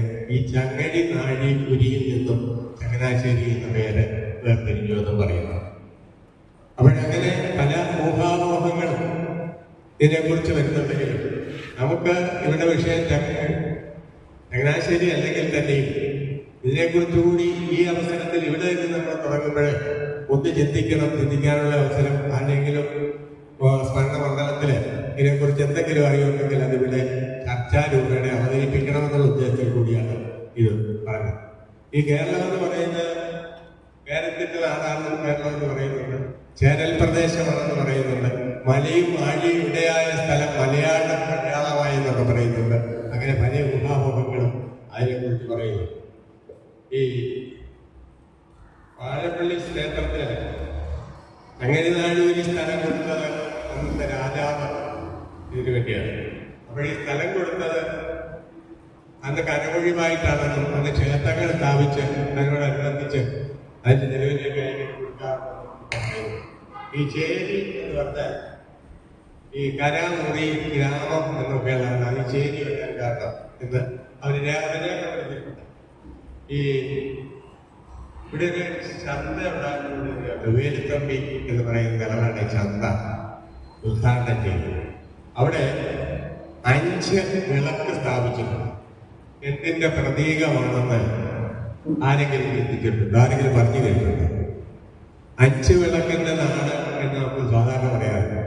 ഈ 5 വിളക്ക് എന്തിനെയാണ് സൂചിപ്പിക്കുന്നത് എന്നുള്ള കാര്യം കൂടി അറിയുന്നതായിരിക്കും. ഒന്നാമത്തത് സത്യം, 2 നീതി, 3 സഹിഷ്ണുത, 4 സൗഹാർദ്ദം, 5 സമത്വം. ഈ 5 തത്വങ്ങളാണ് 5 വിളക്കിൽ ഉൾക്കൊള്ളുന്നതെന്നാണ് അന്നത്തെ ചരിത്രം അറിയുന്ന ആളുകളിൽ നിന്ന് പറഞ്ഞു കേട്ടിട്ടുണ്ട്. അപ്പോൾ കേരളത്തിന്റെ നാടും വലിയ ആഴിയിടയായ സ്ഥലവും ഒക്കെ ആണെങ്കിൽ തന്നെയും അന്നത്തെ ജീവിത രീതിയും ആളുകളും കാലഘട്ടത്തിന്റെ ആ പ്രത്യേകതയും വെച്ച് നോക്കുമ്പോൾ ഏതാണ്ട് സ്വാമി വിവേകാനന്ദൻ പറഞ്ഞ പ്രാധാന്യം ശരിയാണെന്ന് തോന്നിപ്പോകുന്ന രീതിയിലാണ് അന്നത്തെ ചരിത്രത്തിന്റെ രീതിയിൽ നമ്മൾ പഠിക്കുന്നത്. ആ കാലഘട്ടത്തിലെ ആദ്യത്തെ ജനവിഭാഗം ശിലായുധം, കോളേജ്, ആ ഭാഗത്തേക്കൊന്നും നമുക്ക് കടക്കേണ്ട കാര്യമില്ല. ഇതെല്ലാം ദ്രാവിഡന്മാരും അരിയന്മാരും ഒക്കെ വന്നതും ഒക്കെ അന്നത്തെ ചരിത്ര പശ്ചാത്തലത്തിന്റെ വെളിച്ചത്തിൽ എല്ലാവർക്കും അറിയാവുന്ന കാര്യങ്ങളാണ്. ദ്രാവിഡ ഭാഷയുണ്ടായി. തമിഴ്, തെലുങ്ക്, കർണാടക, മലയാളം തുടങ്ങിയ ദ്രാവിഡ ഭാഷകൾ ആ കാലത്ത് തന്നെ ഉണ്ടായതാണെന്ന് പറയപ്പെടുന്നു. ഇവിടുത്തെ സാമൂഹ്യ രാഷ്ട്രീയ സ്ഥിതി അതോടെ വെച്ച് നോക്കുമ്പോൾ മറ്റ് മതസ്ഥൻ ഇവിടെ വന്നത് ആ കാലഘട്ടം ശ്രദ്ധിക്കേണ്ടത്. ക്രിസ്തുമതം, സെന്റ് തോമസ് മതം, അതേക്കുറിച്ച് കുറെ കാര്യങ്ങളൊക്കെ ഇങ്ങനെ പറഞ്ഞു പോകുന്നുണ്ട്. അതുപോലെ മുസ്ലിം രാഷ്ട്രങ്ങളുമായിട്ടുള്ള കച്ചവടം, വ്യവസായം, ഇതിനെക്കുറിച്ച് അവരുടെ ആധിപത്യം കൊണ്ടുണ്ടായി ഇതൊക്കെയുണ്ട്. എന്നാലും കേരളത്തിന്റെ സൃഷ്ടിയെക്കുറിച്ച് പല ആളുകളും പലതും ഇങ്ങനെ പറഞ്ഞു കേൾക്കുന്നുണ്ട്. യഥാർത്ഥത്തിൽ അത് ഒരു ഐതിഹ്യത്തിന്റെ കഥയായിട്ട് ഇങ്ങനെ വരികയാണ്. ഈ നർമ്മദാ നദീ തീരത്ത് ഒരു സന്യാസി ഉണ്ടായിരുന്നു. അദ്ദേഹത്തിന്റെ പേരറിയാമോ? ജമദഗ്നി. ആ ജമദഗ്നി മഹർഷിയുടെ ഭാര്യയുടെ പേര് രേണുക. ഈ ആറ്റിൽ നിന്ന് വെള്ളം കൊണ്ടുവന്ന് മഹർഷി ദിവസവും പൂജാതി കർമ്മങ്ങൾ നടത്തും. അങ്ങനെ നടത്തിക്കൊണ്ടിരിക്കുമ്പോഴും ഈ ഭാര്യ കുടവും അവിടെ നിന്ന് വെള്ളം മണ്ണെടുത്തിട്ട് വരുന്ന കുടമായി തീരും. അവരുടെ ആധിപത്യ ശക്തി രേണുകയ്ക്ക്. അങ്ങനെ ഒരു ദിവസം അവർ വെള്ളം എടുക്കാൻ ചെന്നപ്പോഴേ ഈ ആറ്റിൽ കാർത്തവീരാജൻ എന്ന് പറയുന്ന രാജാവ് അദ്ദേഹത്തിന്റെ ഭാര്യമാരെ കൂടി ജലക്രീഡ നടത്തിക്കൊണ്ടിരിക്കുകയാണ്. ഇതുവരെ ഒരേ സമയം നോക്കി നിന്ന് പോയി ഇവരുടെ മനസ്സിന്റെ മാറ്റം വന്നു, ചെഞ്ചലിപ്പുണ്ടായി, ആദിപുരത്തിയ ധർമ്മങ്ങൾ. പിന്നെ മണ്ണെടുത്ത് പണമുണ്ടാക്കിയിട്ട് കുടമാറുന്നില്ല. ഒരാളെ ധർമ്മസംഘത്തിലായി തിരിച്ച് വീട്ടിൽ പോയി കുടമെടുത്തിട്ട് വെള്ളം കൊണ്ട് ചെന്നപ്പോഴേ ത്രികാലജ്ഞാനിയായ പരഹൃദയജ്ഞാനിയായ മഹർഷിയെല്ലാം മനസ്സിലാക്കിയിരിക്കുന്നു. അദ്ദേഹത്തിന് കോപം വന്നു. മക്കളെ വിളിച്ചു ഭാര്യയെ കൊല്ലാൻ പറഞ്ഞു. 3-4 മക്കളാമ്പിള്ളാർ ആദ്യം ഉള്ളവരെ വിളിച്ചിട്ട് അവർ പറഞ്ഞു അമ്മയെ കൊണ്ടുന്ന ഭാവമാണില്ല. അവസാനം 5ാമനായ ആളിനെ വിളിച്ചു മനസ്സിലാവും. അയാൾ വന്നു, കൊല്ലാൻ പറഞ്ഞു. വന്നു കഴിഞ്ഞിട്ട് അമ്മയെ കൊന്നതൊക്കെ തിരിയാറ് പോകുന്നിട്ട് താഴെ വീണു. ഭാഷയിൽ വെള്ളമൊക്കെ കൊടുത്തിട്ട് എനിക്ക് എന്ത് വരവാണ് വേണ്ടത്, നീ എക്സറിനെ ഉള്ളവരാണെന്ന് പറഞ്ഞു. അത് പറഞ്ഞ എൻ്റെ അമ്മയെ ജീവിപ്പിച്ച് കിട്ടാമെന്ന് പറഞ്ഞു ജീവിപ്പിച്ചു. അങ്ങനെ ആശ്രമത്തിൽ കഴിയുമ്പോഴേ അവർക്കൊരു പശുവുണ്ടായിരുന്നു. പശു, ഈ പശുവിനൊരു പ്രത്യേകതയുണ്ട്, അതിനോട് എന്ത് ചോദിച്ചാലും മതി. അങ്ങനെ വരുന്ന ആ പശു ഒരു ദിവസം രാജാവ് പരിപാലകരും കൂടി അവിടെ വന്നിട്ട് ഞങ്ങൾക്ക് ആഹാരം വേണമെന്ന് പറഞ്ഞു. 10,000-15,000 പേരോളം അവര് മനുഷ്യ പരീക്ഷിക്കാമെന്നാണ്. നർമ്മദാനദിയുടെ അടുത്ത് പോയി കുളിച്ചിട്ട് വരാൻ പറഞ്ഞ് കുളിച്ചിട്ട് വന്നപ്പോഴേ ഈ പശുവിന്റെ പുറത്തോ കൊണ്ട് ആഹാരം ഉണ്ടാക്കി കൊടുത്തു. ഇത് മനസ്സിലാക്കിയ കാർത്തവീരാർജുനൻ ആ പശുവിനെ ചോദിച്ചു, മഹർഷി കൊടുത്തില്ല. അയാള് രാജാവ് അവിടെ ആൾക്കാരെ വിട്ട് വീണ്ടും ഈ പശുവിനെ തട്ടിക്കൊണ്ടുപോയി. മഹർഷി പുറകെ പോയി അവര് മഹർഷിയെ തട്ടിക്കൊണ്ട് കാട്ടിയെടുത്തു. ഈ സമയത്ത് ഭാര്യ തിരക്കി ചെല്ലുന്നു. ഈ പശുവിനെ കൊണ്ടുപോകുന്ന സമയം പരശുരാമൻ വീട്ടിലില്ല എന്നുള്ള മനസ്സിലാക്കി. അവസാനം ഇയാളുടെ ഡെഡ് ബോഡി കൊണ്ടുവന്നു. അത് കുഴിച്ചിടാനുള്ള നേരമൊക്കെ അപ്പോഴാണ് പരശുരാമൻ വരുന്നത്. ആ സമയത്ത് ശുക്രമുനി പ്രതീക്ഷപ്പെട്ട അദ്ദേഹം ശക്തി ഉണ്ടാക്കി ഇയാളെ ജീവിപ്പിച്ചു. ഈ പശുവിനെ വീണ്ടും രാജാവിന്റെ ആൾക്കാരവർ പിടിച്ചുകൊണ്ടുപോയി. ആ കൂടി കുഴപ്പമായിരുന്നില്ലായി. അവസാനം മഹർഷിയെ കൊന്നു. മഹർഷിയുടെ ഭാര്യ നെഞ്ചത്തടിച്ച് കഴിഞ്ഞു. 21 പ്രാവശ്യം നെഞ്ചത്തടിച്ചെന്നാണ് പറയുന്നത്. ഇതെല്ലാം കഴിഞ്ഞ് പരശുരാമൻ 21 പ്രാവശ്യം ചുറ്റി നടന്ന് ക്ഷത്രിയനെ കൊണ്ടുകൊടുത്തു.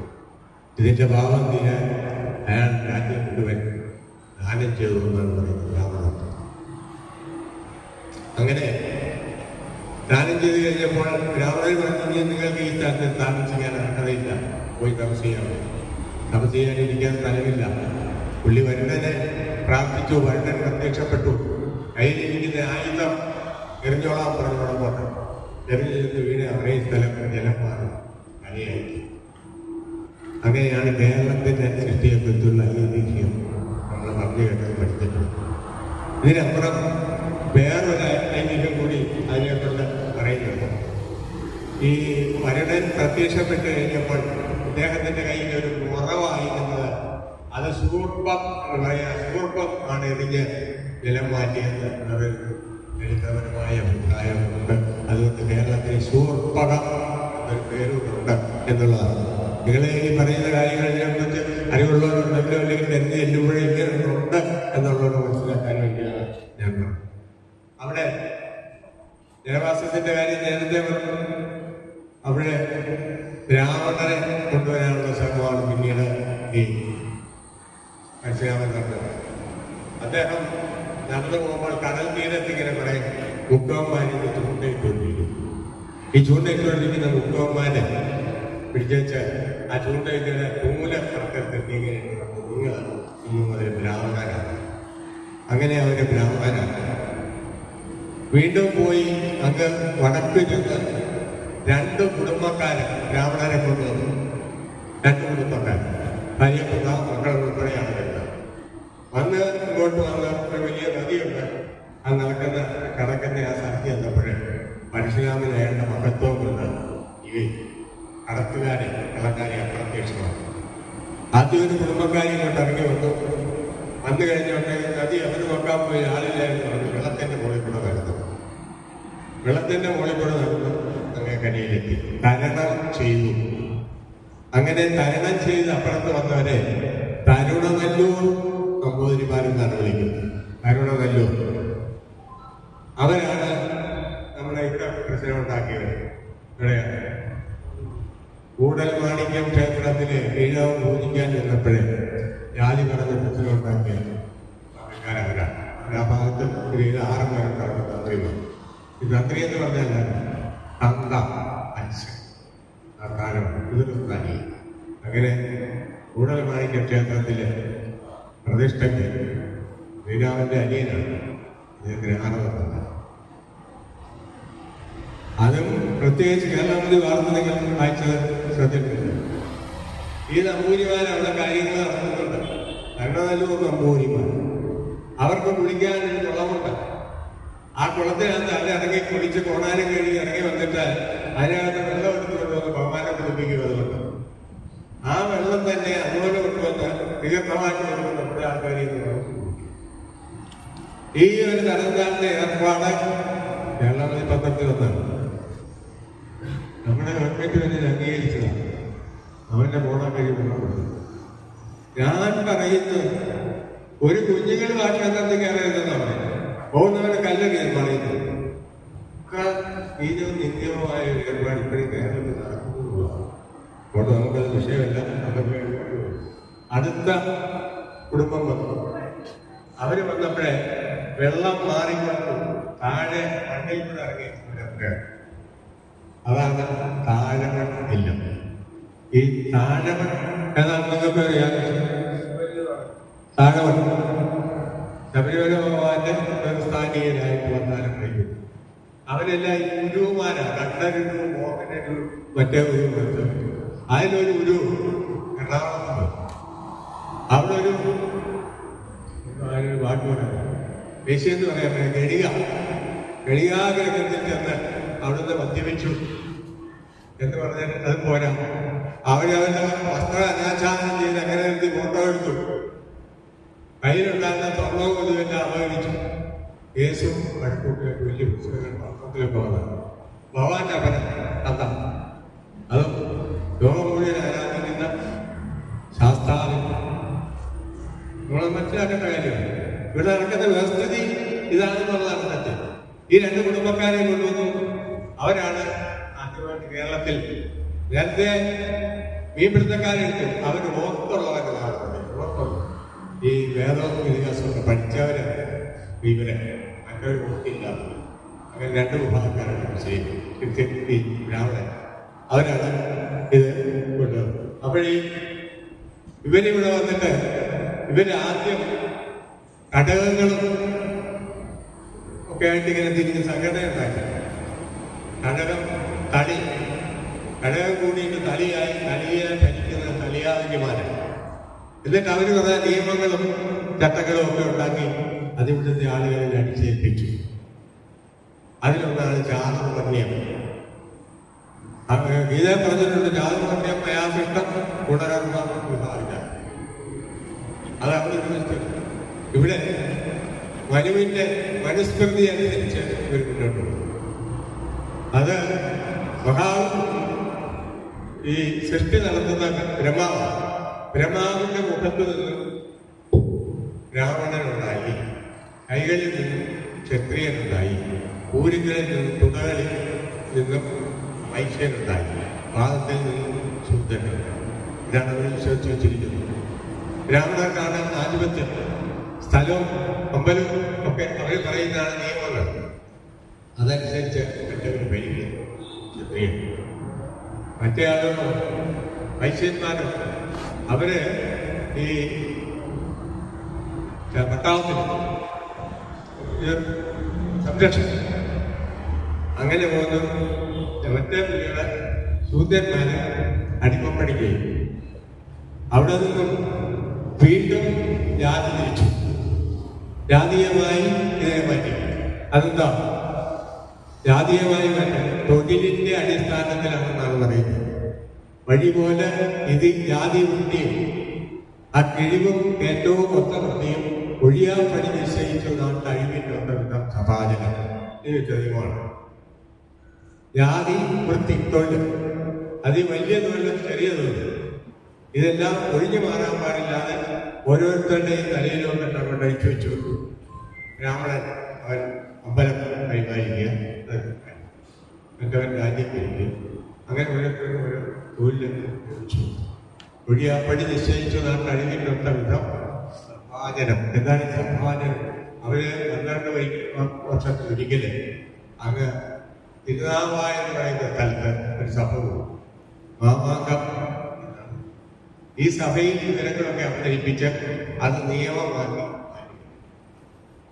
അങ്ങനെ ആ കാലഘട്ടത്തിൽ പിന്നോക്കം നിൽക്കുന്ന ശൂദ്രനുൾപ്പെടെയുള്ള ആളുകൾക്ക് കുറെ നിബന്ധനകളൊക്കെ വെച്ചു. വഴി നടക്കാൻ വയ്യ, അതുപോലെ തന്നെ വിദ്യാഭ്യാസം ചെയ്യാൻ അവകാശമില്ല. ശൂദ്രം അക്ഷരസംയുക്തം ദൂരതാമരി പറ്റിയാൽ ശൂദ്രന്റെ അക്ഷരം പഠിച്ചാൽ അവരെ ദൂരെ പിടിച്ചു വിടുക. ഈ മറ്റവൻ ഈ വേദം പഠിക്കുന്ന വിദ്യാലയത്തിൽ തെന്നയിൽ കയറി ശൂദ്രൻ നിന്നത് കേട്ടുപോയാൽ പാപമാണ്. ആ പാപം തീരാൻ ചെവിയിൽ ഈ ഒരു കേരളമാണ് പറയുന്നത്. അങ്ങനെ ഒരു വ്യവസ്ഥിതി കാലഘട്ടം ഇവിടെ ഉണ്ടായി. ജാതി കരലിൽ അലിവില്ലാത്ത മുദ്ദനത്തിൽ കരവല കർത്തമാണ് ജാതീയത. അവരുണ്ടാക്കി വെച്ചു. തൊഴിലിനെ അടിസ്ഥാനമാക്കിയാണെന്നാണ് ക്ഷേത്രപണ്ഡിതർക്ക് ക്ഷേത്രത്തിൽ പോകാൻ വയ്യ, പണി നടക്കാൻ പാടില്ല, വസ്ത്രം ധരിക്കാൻ പാടില്ല, മേൽവസ്ത്രം ധരിക്കാൻ പാടില്ല, ആഭരണം ധരിക്കാൻ പാടില്ല. അങ്ങനെ എല്ലാത്തിനും നിബന്ധനകൾ വെച്ചിട്ടുണ്ട്. ഇങ്ങനെ ഈ ബ്രാഹ്മണന്റെ മേധാവിത്വം അവര് വീടുകളിലൂടെ കയറി ഇറങ്ങി ബാന്ധവം നടത്തി ഇങ്ങനെ പോവുകയാണ്. അപ്പം ഈ ബാന്ധവം നടത്താനുള്ള സൗകര്യങ്ങളൊക്കെ മറ്റുള്ളവർ ചെയ്തു കൊടുത്തു. ഈ ക്ഷത്രിയർക്ക് അവർക്ക് അനുകൂലം. വൈശ്യന്മാരുടെ വീടുകളിലാണ് പോകുന്നത്. അവരുടെ പെണ്ണുങ്ങളെയൊക്കെ ബാന്ധവം എന്ന പേരിൽ കൈകാര്യം ചെയ്തുകൊണ്ടിരുന്നു. അവസാനം എതിർത്താൻ പറയും, മീനുളുമ്പുകൾ നാറും മുട്ടുവൊക്കെ ഇടാത്തിയ മാമുനി വീട്ടിട്ടുള്ള കഥ നീ കേട്ടിട്ടില്ലേ? മുട്ടുവൊക്കെ ഇടാത്തിയ മാമുനി കല്യാണം കഴിച്ചു എവിടാണ്? പരാശര മാമുനി കാളിന്തി നദി തീരത്ത് ചെന്നപ്പോൾ അവിടുത്തെ മുക്കുവന്റെ മകളെ കണ്ടു. ആ പെണ്ണിനോട് പറഞ്ഞു അക്കരെ കിടക്കാൻ പറഞ്ഞു. കടത്തുകാരൻ 100 കൊണ്ടിരിക്കുകയാണ്, അക്കരെ കിടക്കാൻ പറഞ്ഞു. പിന്നെ ചെന്ന് കഴിഞ്ഞപ്പോഴേ ഇയാൾ സന്യാസിക്ക് അവളോട് താല്പര്യം വർദ്ധിച്ചു. അവളെ ഗാന്ധർവ പ്രകാരം വിവാഹം ചെയ്തു. അഷ്ടവിവാഹങ്ങളിൽ ഒന്നാണ് ഗാന്ധർവം. ഈ പെണ്ണും ചെറുക്കനും തമ്മിൽ കണ്ടു കഴിഞ്ഞാല് അവർ ഓക്കെ പറഞ്ഞൊക്കെ കല്യാണം കഴിച്ചേക്കുക. അതല്ലേ ഗാന്ധർവ പ്രകാരം കല്യാണം കഴിച്ചു. ഇവര് കടത്തുവഞ്ചിയിൽ കയറി അങ്ങോട്ട് ചെന്ന് ഗാന്ധി നദിയുടെ ഇറങ്ങി എന്നപ്പോഴേ പുള്ളി എന്റെ ശക്തി കൊണ്ട് ഒരു മറ സൃഷ്ടിച്ചു, മഞ്ഞുമറ. അതിൽ വെച്ച് അവളെ സ്വീകരിച്ചു. അങ്ങനെ ഒരു കുട്ടിയുണ്ടായി. ദ്വൈവായനം ജീവിതത്തിൽ വെച്ചുണ്ടായ ദ്വൈവായനം, കൃഷ്ണദ്വൈവായനം. ആരാണ് വേദവ്യാസൻ. അപ്പോഴതാണ് പറയുന്നത്, മീനുടുമ്പോഴാറും ഒപ്പുവെക്കിടാത്തിയെ മാമുനി കേട്ടിട്ടുള്ള കഥയെ കേട്ടിട്ടില്ലേ എന്ന് പറഞ്ഞാൽ അവരെ ഇങ്ങനെ ഒരു ബ്രാഹ്മണ ആത്മഹത്യ സ്ഥാപിച്ചു പോയ അന്ന് ഈ ബ്രാഹ്മണന്റെ ആധിപത്യത്തിലുള്ള ഭരണവും എല്ലാം ഇവിടെ നടപ്പാക്കി എന്നുള്ളതാണ് സത്യം. ഈ അവര് ജാതി ഭേദം കൊണ്ടുവന്നു. ഋഗ്വേദം പുരുഷസൂക്തത്തിലാണ് ജാതി എന്നുള്ള കാര്യം. ആ ജാതീയമായിട്ട് വന്നു കഴിഞ്ഞപ്പോൾ ജാതിക്ക്, അതായത് ഒരു ബ്രാഹ്മണനെ കണ്ടാൽ ഒരു നായന് 16 അടി മാറി നിൽക്കണം, ഒരു ഈഴവനാണെങ്കിൽ 38 അടി മാറി നിൽക്കണം. അങ്ങനെ ഓരോരുത്തരും ഇങ്ങനെ മാറി മാറി നിന്ന് നയിത്തം ജാതീയമായ ചിന്താഗതി അതിവിടെ പുലർന്നു പോകുന്നു. അജാതീയമായ ചിന്താഗതിയുടെ പേരില് മനുഷ്യനെ മതജാതി മണ്ഡമായി തിരിച്ചുകൊണ്ട് ഒരുപാട് കാര്യങ്ങൾ അവരിവിടെ നേടി. അതിനകത്ത് ഈ ജാതി എങ്ങനെ ഉണ്ടായി എന്നുള്ളതാണ്. കളപ്പിന് സ്ഥാനം വെച്ചു, കളപ്പ് കയറുന്നതിന്. പിന്നെ സ്വർണം ധരിക്കാൻ മേരിപ്പൊന്ന്, അതിനും ടാക്സാണ്. ഒരിപ്പൊന്ന് കല്യാണത്തിന് പിള്ളേർ സ്വർണ്ണം ഉണ്ടെങ്കിൽ അതിന് കാശ് കൊടുക്കണം രാജാവിന്, ഒരിപ്പൊന്നാണ്. പിന്നെ മറ്റൊന്ന് അമ്മമകന്മാരുടെ മുലയ്ക്ക് കരം വെച്ചിരിക്കുന്ന കാലഘട്ടമാണ്. അത് മനസ്സിലാക്കണം. മുലയുമില്ല എന്നാണ്, അല്ലെങ്കിൽ മുലക്കരം എന്നാണ് അവരെ അതിന് കൊടുത്തിരിക്കുന്നത്. അത് ഇതിന്റെ പിന്നിലും ഒരു കഥയുണ്ട്. ഇവിടെ ബഹുമാനിയായ ജനറൽ സെക്രട്ടറിയുടെ നാട്ടില് ഒരമ്മയുണ്ടായിരുന്നു. അവര് വില്ലേജ് ഈ കരം പിടിക്കാൻ അവരുടെ വീട്ടിൽ വന്നപ്പോഴേ ഈ നങ്ങേലിയമ്മ എന്നാണ് അമ്മയുടെ പേര്. അവരുടെ കുറ്റങ്ങളെ ചെയ്തിട്ട് അല്ലെങ്കിൽ വന്നിട്ട് ഇവിടെ തരാൻ കാശ് ഇങ്ങോട്ട് വയ്ക്കോ, ഇനി മേലാൽ ഇങ്ങോട്ട് വരികയും ചെയ്യരുത്. അങ്ങനെ നമ്മുടെ സമുദായത്തിലെ ധീരയായ ഒരു അങ്ങേലിയമ്മ സ്വയം ഇത് ചെയ്താണ് ആ വേർപാട് മനസ്സിലാക്കിയെന്നാണ് പറയുന്നത്. അപ്പോൾ അത് കരവീടാക്കിയ ആ കാലഘട്ടമായി. പിന്നെ തലയുമില്ല, തലയെണ്ണി കരമാകുന്നൊരു ഏർപ്പാടുണ്ടായി. തർക്കം തീർക്കാനുള്ള കരം, ചരക്ക് ചുങ്കം, വിൽപ്പന നികുതി, വാഹന നികുതി, മത്സ്യം പിടിക്കാൻ മലപ്പണം, ഇങ്ങനെ ഒരുപാട് നികുതികളുണ്ട്. തീർന്നില്ല, ഇനിയുണ്ട്. ചെക്കിറ പണ്ടാത്രം നിർമ്മിക്കുന്നതിനുള്ള നികുതിയുടെ പേരാണ്. കറിക്കടമ നെയ്ത്തുകാർ കൊടുക്കേണ്ട കാശാണ്. മണ്ണാനപ്പാട്ടം അലങ്കുകാർ കൊടുക്കേണ്ട കാശാണ്. അത്താനപ്പാട്ടം സ്വർണ്ണം ഉണ്ടാക്കുന്ന തട്ടാപ്പാൽ കൊടുക്കേണ്ടതാണ്. നീർക്കൂലി കൃഷിക്ക് വെള്ളം ഉണ്ടായാൽ അതിന് കൊടുക്കേണ്ട കാശ്. മീൻപാട്ടം മീൻപിടുത്തത്തിനുള്ള കാശ്. ഏഴ ഓഴ ഈ ബലഹീനരായ തെറ്റി നടക്കുന്ന ആളുകളെ അതിനെ പിടിച്ചിരിക്കുന്നതാണ് ഏഴയും കോഴയും. അത് നികുതിയാണ്. കപ്പ കുറ്റം ചെയ്താൽ പറഞ്ഞ് അവർക്ക് കൊടുക്കുന്ന ശരിയാണ് കപ്പ. കാഴ്ച വിവാഹം നടത്താൻ വേണ്ടി കാഴ്ച കൊടുക്കണം. ഉലയാട്ട് വേണ്ടെന്നൊരു നികുതിയുണ്ടായിരുന്നു. സ്ത്രീകളെ അടിമയാക്കി വിൽക്കുന്ന അതിന് കൊടുക്കുന്ന ഉലയാട്ട് വേണം. കൃഷിക്കാരെ കൊടുക്കുന്ന രക്ഷാഭാവം, കല്യാണത്തിന് പന്തലിടാൻ രാജഭോഗം കൊടുക്കണം. തുലാസ തൂക്കാൻ കഴിഞ്ഞിട്ട് അതിന് തുലാക്കൂലി, പിന്നെ അളവ് പാത്രത്തിന് നിറകൂലി, കുടത്തിന് നാലി, എണ്ണയ്ക്ക് അധികത്തിന്റെ പേരാണ് കുടത്തിന് നാലി, എണ്ണ കൊടുക്കേണ്ടതാണ്. കുലത്തിന് കുഴക്ക് ഉപ്പ് വയ്ക്കുന്നതിന് കൊടുക്കേണ്ടതാണ്. അങ്ങനെ ഒരുപാട് കാര്യങ്ങൾക്ക് അന്ന് നികുതി ഈടാക്കി കൊണ്ടിരുന്ന ഒരു സമൂഹത്തിലാണ് നമ്മൾ കഴിഞ്ഞത്. ഈ ആ കാലഘട്ടത്തിൽ കുറ്റം തെളിയിക്കാൻ ചില കാര്യങ്ങൾ നടത്താറുണ്ടായിരുന്നു. കുറ്റം ചെയ്തു വലിയ തെളിയിക്കുന്നതിന് വേണ്ടി ജലപരീക്ഷ, അഗ്നിപരീക്ഷ, വിഷപരീക്ഷ എന്ന് പറയുന്ന 3 പരീക്ഷയുണ്ട്.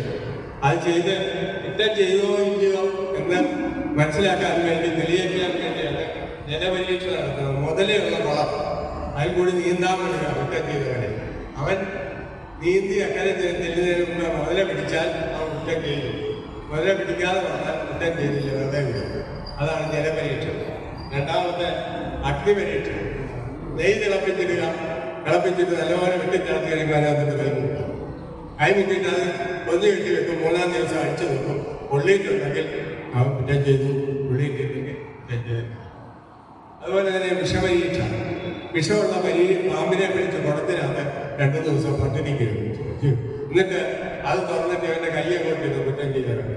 പാമ്പ് കഴിച്ചാൽ കുറ്റം ചെയ്തു, കഴിച്ചില്ല. ഇങ്ങനെയായിരുന്നു ആ കാലഘട്ടത്തിൽ കുറ്റം തെളിയിച്ചുകൊണ്ടിരുന്നത്. എന്നിട്ട് ഇതിന് ശിക്ഷ കൊടുക്കുന്നത് അതിൽ ഈ വലിയ ശിക്ഷയാണ് കൊടുക്കുന്നത്. ഈ കുറ്റക്കാർക്ക് അടി അംഗബന്ധം അതൊക്കെ മേലോട്ടുകാർക്ക് കൊടുക്കും. ആദ്യമുള്ളവർക്ക് ചിത്രവധം എന്ന് പറയുന്ന ഒരു ശിക്ഷ. ചിത്രവധം എന്ന് പറഞ്ഞാൽ ഇടുപ്പിന്റെ ഒരു വലിയ പാര കൊണ്ടതൊക്കെ ഇവിടെ അടിയുടെ മുകളിലോട്ട് അടിച്ച് കയറ്റിയിട്ട് കയ്യും കാലും കെട്ടി പൊതുസ്ഥലത്ത് പ്രദർശിപ്പിക്കുകയും 2-3 ദിവസം കഴിയുമ്പോൾ ചാൽ ഈ ഒരു വ്യവസ്ഥയാണ് ആ കാലഘട്ടത്തിൽ നിലനിൽക്കുന്നത്. അപ്പോഴേ ഈ ചുരുക്കി സമയക്കുറവുണ്ട് പറയാൻ ചർച്ച കണ്ടോ അതുകൊണ്ടാ. അപ്പോഴേ ഈ ഫ്യൂഡൽ വ്യവസ്ഥയിൽ ഒരു അറുതി വന്നത് ശ്രീനാരായണന്റെ കാലത്തോടുകൂടിയാണ്. ആ കാലത്തിന് മുമ്പ് ആറാട്ടുപുഴ വേലായുധം പണിക്കൽ എന്ന് പറയുന്ന ആൾക്കാർ അതിനോട് കിടക്കുന്നില്ല. ഗുരുദേവൻ ഇരിക്കുന്നതിന് 33 വർഷം മുമ്പ് ജനിച്ചു. ഗുരുദേവൻ അരിപ്പുറം പ്രദേശ നടത്തുന്നതിന് 14 വർഷം മുമ്പ് മരിച്ച് സാധാരണക്കാർക്ക് വേണ്ടി, സമൂഹന്മാർക്ക് വേണ്ടി മേൽമുണ്ട് ധരിക്കാനും അതിനുവേണ്ടിയൊക്കെ സമരം ചെയ്യുകയും ശക്തി കൊണ്ട് നേരിട്ട് പരാജയപ്പെടുത്താൻ ശ്രമിക്കുകയും ചെയ്ത ആളാണ്. അത് അദ്ദേഹം ആദ്യമായിട്ട് നമ്മുടെ സമുദായത്തിന് വേണ്ടി ക്ഷേത്രപ്രതിഷ്ഠ നടത്തി. സവർണനെ ഭീഷണിപ്പെടുത്തിക്കൊണ്ടുവന്ന് അവരുടെ കഴിവുകൊണ്ട് 2 പ്രതിഷ്ഠ, 2 ക്ഷേത്രങ്ങൾ അതൊക്കെ നമ്മുടെ ഗുരുദേവന് മുമ്പുള്ള കാലഘട്ടമാണ്. അങ്ങനെ അത്രയും അതിനുശേഷം വരുന്നത് ഗുരുദേവന്റെ കാലഘട്ടമാണ്, പരിവർത്തന യുഗം. ആ കാലഘട്ടത്തിലേക്ക് നടക്കാൻ കഴിഞ്ഞ് കൂടുതൽ കിട്ടുന്നില്ല. സമയം തന്നെ കൂടുതൽ പോയി ക്ഷമിക്കുക. ഒക്കെ പറയാൻ കഴിഞ്ഞിരിക്കുക ഇല്ലെനിക്ക് അത്യധികം ഒരു വാക്ക് ചോദിച്ചുകൊണ്ട് നിങ്ങളുടെ എല്ലാ ചിന്തയ്ക്കും ചർച്ചയ്ക്ക് വിഷയീകരിപ്പിച്ചുകൊണ്ട് നിർത്തുന്ന നന്ദി, നമസ്കാരം. വിഷയം ഈഴവ ചരിത്രം ഗുരുവിന് മുമ്പ് എന്നതാണ്. ഈഴവ ചരിത്രത്തിന്റെ ഉൽപ്പത്തി മുതലുള്ള കാര്യങ്ങൾ സാർ കുറേ നമ്മുടെ ചരിത്രം സാർ ശരിക്കും നമ്മുടെ ചങ്ങനാശ്ശേരിയുടെ ചരിത്രം മുതലാണ് തുടങ്ങിയത്. ബേസിക്കായിട്ട് കുറേ കാര്യങ്ങൾ നമ്മൾ സാർ പറഞ്ഞു തന്നു. നമ്മുടെ പുതിയ അറിവുകളാണ്. തീർച്ചയായിട്ടും അതിനെയൊക്കെ നമ്മൾ മനസ്സിലാക്കേണ്ട ഒത്തിരി കാര്യങ്ങളാണ്. എങ്കിലും നമ്മുടെ ഈ വിഷയം 2 മണിക്കൂർ സമയത്തിൽ ആദ്യത്തെ 30 മിനിറ്റാണ് സ്വാഗതവും വിഷയാവതരണവും. നമ്മൾ ടൈം ഷെഡ്യൂൾ ചെയ്തിരുന്നില്ല. അതാണ് സാറിന് കുറച്ച് ബുദ്ധിമുട്ടായി പോയത്. അപ്പോൾ വിഷയാവതരണത്തിനുള്ള സമയം 20 മിനിറ്റാണ്. ശരി. അതിനുശേഷം നമ്മൾ ചർച്ചയിൽ വരുമ്പോൾ ഇപ്പോൾ സാറ് പറഞ്ഞ ഓരോ കാര്യങ്ങളും ചോദ്യത്തിന്റെ ചില മറുപടികൾ സാറിന്റെ കയ്യിലുണ്ട്. നമ്മുടെ ചർച്ചയിൽ വരുമ്പോഴുള്ള ചോദ്യത്തിന്റെ മറുപടികൾ പലതും സാർ ഇപ്പോൾ പറഞ്ഞതിനകത്തുണ്ട്. ഈഴവ ചരിത്രമാണ് നമ്മളുടെ ചർച്ച. ഗുരുവിന് മുൻപുള്ള ഈഴവ ചരിത്രം. ഇപ്പൊ ഇവിടെ സാറ് പറഞ്ഞതിനെ ഞാൻ ഖണ്ഡിച്ചുകൊണ്ട് 2-3 കാര്യങ്ങൾ പറയുകയാണ്. അങ്ങനെ ചർച്ചയ്ക്ക് തുടക്കം കുറിച്ച് വെക്കുകയാണ്. സാറിവിടെ ഈഴവ ചരിത്രത്തെ കുറിച്ച് പറഞ്ഞപ്പോൾ 9-ാം നൂറ്റാണ്ടിലെ വെമ്പലനാട് മുതലാണ് സാറ് പറഞ്ഞത്. പക്ഷേ BC നൂറ്റാണ്ടിൽ ഈഴവ ചരിത്രം ഉണ്ടായിരുന്നു എന്ന് പറയപ്പെടുന്നു. ക്രിസ്തുവിന് മുൻപ് ഈഴവ ചരിത്രം ഈഴവനുണ്ടായിരുന്നു എന്ന് പറയപ്പെടുന്നു. കേരളം എന്ന് പറയുന്ന പേര് നമ്മളിവിടെ ഖണ്ഡിക്കുകയാണ്. കാരണം ഈഴവന്റെ ചരിത്രം ഗുരുവിന് മുൻപ് പറയുമ്പോൾ അവിടെ കേരളം ഉണ്ടോ എന്നത് വലിയൊരു ചോദ്യമാണ്. കേരളം എന്ന പേര് ആരാണ് നാമകരണം ചെയ്തത്? കേരള മോദി പറയുമ്പോൾ 114 വർഷം കഴിഞ്ഞു. അതവിടെ നിൽക്കട്ടെ. അപ്പോ നിലവിലുള്ള രാജഭരണ കാലഘട്ടത്തിന്റെ അവസ്ഥ. മറ്റൊന്ന് പറയുന്നു ബുദ്ധമതത്തിൽ നിന്ന് ശോഷിച്ച് അങ്ങനെ വന്നതാണ് ഈഴവ ചരിത്രം എന്നും ശാസ്ത്രകാരന്മാർ പറയുന്നുണ്ട്. ബുദ്ധമതം വിഹാരകേന്ദ്രമായിരുന്നു എങ്കിൽ ബുദ്ധമതം നിലനിന്നിരുന്ന കാലഘട്ടം ഏത് എന്നത് വലിയൊരു ചോദ്യചിഹ്നമാണ്.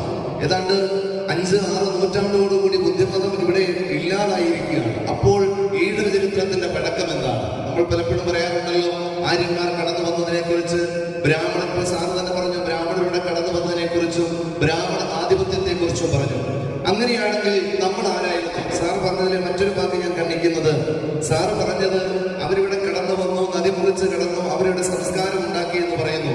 ഇവിടുള്ളവരെ അത് അടിച്ചേൽപ്പിച്ചു. ഇവിടുള്ളവർ ആര്? ഇവിടുള്ളവരായിരുന്നോ ഈഴവർ? ഈഴവരുടെ സംസ്കാരം ദ്രാവിഡ സംസ്കാരമായിരുന്നു എന്ന് പറയപ്പെടുന്നു. ഈഴവർ എന്ന് പറയുന്നത് ഈഴവ നാട്ടിൽ നിന്ന് വന്നവരാണെന്ന് പറയുന്നു. ശ്രീലങ്കയുടെ മറ്റൊരു പേരാണ് ആ പേര്. അവിടുന്ന് വന്നതാണെന്ന് പറയുന്നു.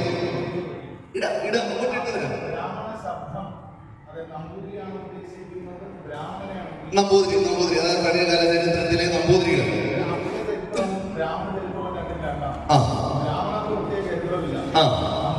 നമ്പൂതിരിക്കാണ് ചരിത്രം. പക്ഷെ നമ്മളുടെ വെപ്പ് ബ്രാഹ്മണൻ എന്ന് പറയുന്നത്, നമ്മൾ പറയുന്ന ഈ ബ്രാഹ്മണൻ, ഗുരു പറഞ്ഞ ബ്രാഹ്മണനല്ല, നമ്മുടെ ബ്രാഹ്മണൻ നൂലിട്ട ബ്രാഹ്മണനെ കുറിച്ചാണ് ഇപ്പോൾ പറഞ്ഞത്. അപ്പോ ഈ നൂലിട്ട ബ്രാഹ്മണന്റെ ചരിത്രവും ഈ ദേശത്തുണ്ടായിരുന്ന നല്ല കൃഷിക്കാരായിരുന്ന ഈഴവർ ഇവിടെ പറഞ്ഞല്ലോ.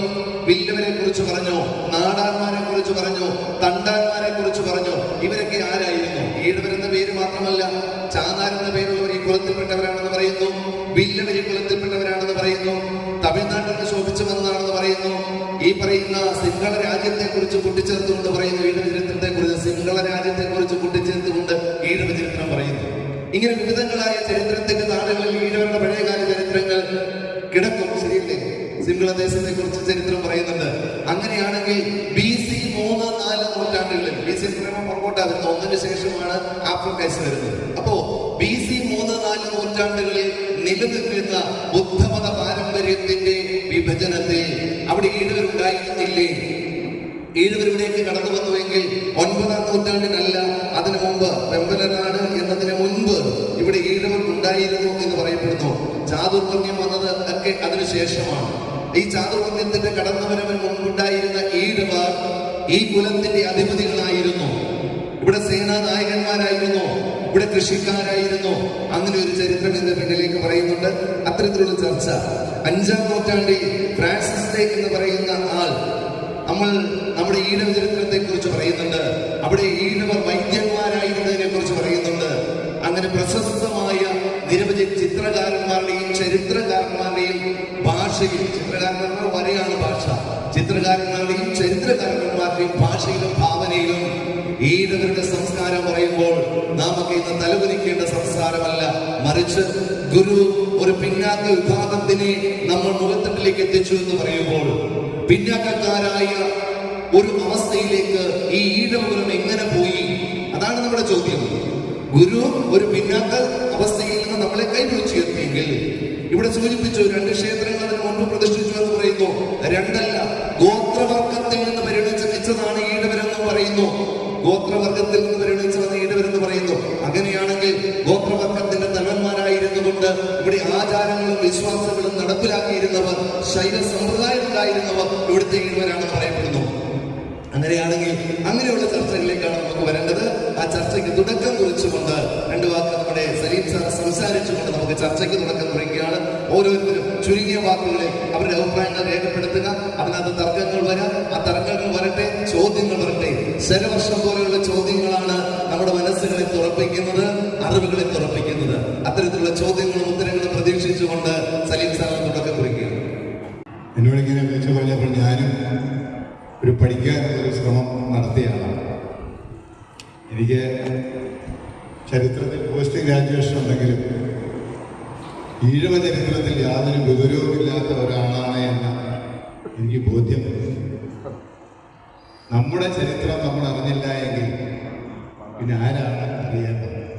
അതിനൊരു വലിയ തുടക്കമാണ് ഇവിടെ പേരുകൊണ്ട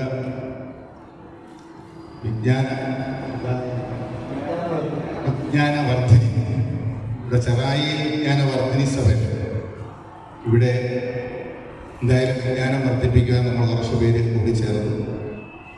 ഈ ഗണേശൻ സാറിനെ യാതൊരു കാരണവശാലും നമുക്ക് കുറ്റപ്പെടുത്താൻ കഴിയില്ല. ഈഴവരുടെ ചരിത്രം അത്ര കണ്ട് വികലവും ഒരു കേന്ദ്രീകൃത സ്വഭാവത്തിൽ ചരിത്രരേഖയിൽ ഇല്ലാത്തതുമാണ് എന്നാണ് എൻ്റെ ചെറിയ പരിശോധനയിൽ എനിക്ക് ബോധ്യപ്പെടുന്നത്. നമ്മൾ പഠിക്കും തോറും കൂടുതൽ കൂടിപ്പിഴഞ്ഞ ഒരു ചരിത്രമാണ് നമ്മുടെ. ഇവിടെ നമ്മുടെ യൂണിയൻ സെക്രട്ടറി തന്നെ അദ്ദേഹം വലിയൊരു വായനയുടെ ആളാണ്. പരന്ന വായനയും ആഴത്തിലുള്ള വായനയും ഉള്ള ആളാണ്. അപ്പോൾ അതിൽ നിന്നൊക്കെ നമ്മുടെ ചരിത്രം ആരംഭിക്കുന്നത് എവിടെ നിന്നാണെന്ന 2 ഭാഷകളാണ് പ്രധാനമായും. ഒന്ന്, നമ്മൾ ഇവിടുത്തെ ദ്രാവിഡ സംസ്കാരവുമായി ബന്ധപ്പെട്ട് ദക്ഷിണേന്ത്യയിൽ നിന്ന് ആളുകളാണ് എന്നൊരു ചരിത്രം നമുക്ക്. അതുകൂടാതെ ഏറ്റവും പ്രബലമായി വില്യം ലോഗനടക്കം, ഇളംകുളം കുഞ്ഞമ്പിള്ള അടക്കം, സാറിവിടെ പറഞ്ഞ ഫ്രാൻസിസ് ഡേ അടക്കമുള്ള ആളുകൾ പറയുന്നത് നമ്മൾ ഈഴത്ത് നാടെന്ന് അറിയപ്പെടുന്ന ശ്രീലങ്കയിലെ സിലോണിലെ ഈഴത്ത് നാട്ടിലെ ഈ കറുവാപ്പട്ട കൃഷി ചെയ്യുന്ന വിഭാഗത്തിലുള്ള ആളുകളാണെന്നും ഉള്ളവർ അറിയപ്പെടുന്ന തരത്തിലേക്ക് ആ ഭാഷയിൽ അവരങ്ങനെയാണ് നമ്മൾ അറിയപ്പെട്ടിരുന്നൊക്കെ പറയുന്നു. ഇതും കൂടാതെയുള്ള ഒരു ചരിത്രം ഞാൻ വായിച്ചത്, നമുക്കൊക്കെ വായിച്ചുള്ള അറിവുകൾ മാത്രമേ ഉള്ളൂ. ഇതൊന്നും കൂടാതെ പാണ്ഡ്യ രാജാവിന്റെ മകളെ കർണാടകത്തിലുള്ള ഒരു രാജാവ് വിവാഹം കഴിച്ച് സിലോണിലേക്ക് പോയിരുന്നു. അവിടെ ചെന്ന് സന്താനഭാഗ്യം ഉണ്ടാവാതിരുന്നതുകൊണ്ട് ഈ പോയ രാജാവും രാജപത്നിയും അവിടെ പരിപാലനം തിരിച്ച് ദക്ഷിണേന്ത്യയിൽ തമിഴ്നാട് കേന്ദ്രീകരിച്ച് അവിടെ താമസിച്ചു വന്നു. അവരുടെ ആളുകളാണ് ഈ ഈഴത്ത് നാട്ടിൽ നിന്ന് വന്ന ഈഴവരായി മാറിയത്. അപ്പൊ രാജഭരണത്തിന്റെ ഒരു ഭാഗം നമ്മുടെ ഇടയിലുണ്ട്. അപ്പൊ വില്യം ലോഗൻ അടക്കമുള്ള ആളുകൾ പറയുന്നത്, വില്യം ലോഗന്റെ മലബാർ മാനുവലാണ് കേരളത്തെ സംബന്ധിച്ചും കേരളത്തിലെ സസ്യ ലതാദികളെ സംബന്ധിച്ചും ഏറ്റവും ആധികാരികമായ ഗ്രന്ഥമാണ്.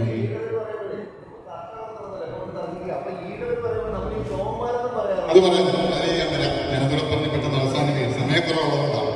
ഇത് പെട്ടെന്ന് പറയാനായിട്ട് നമുക്ക് പറ്റുന്നില്ല. ഇപ്പൊ ചെവി കുഞ്ഞിരാമൻ പറയുന്നത് ചോവന്മാർ എന്ന് പറയുന്നത് സേവകന്മാരിൽ നിന്ന് ആരംഭിച്ചതാണ്.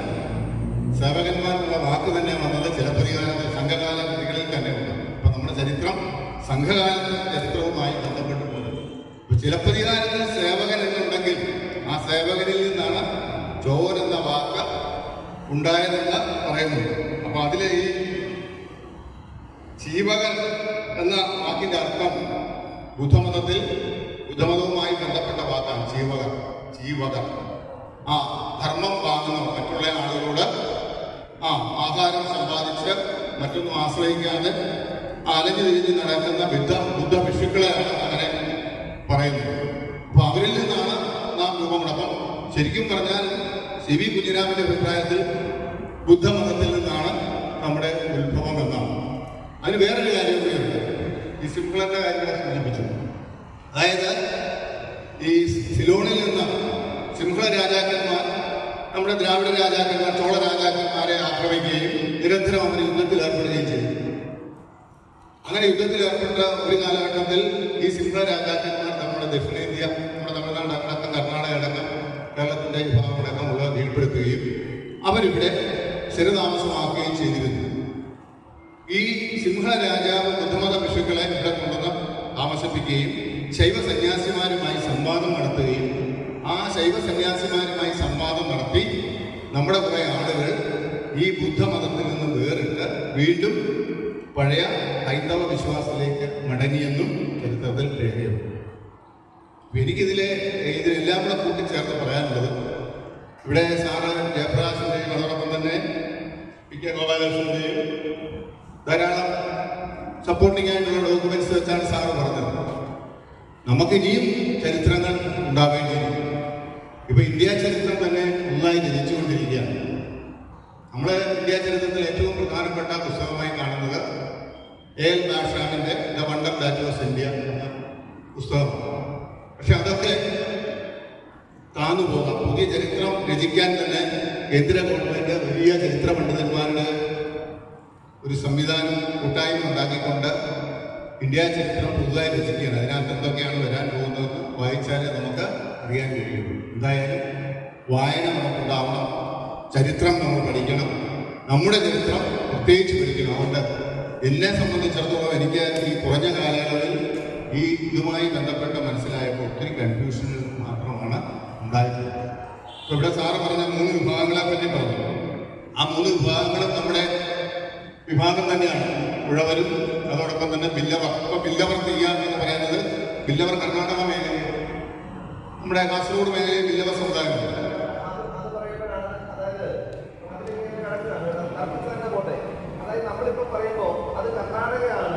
അല്ല, കേരളത്തിലുണ്ട്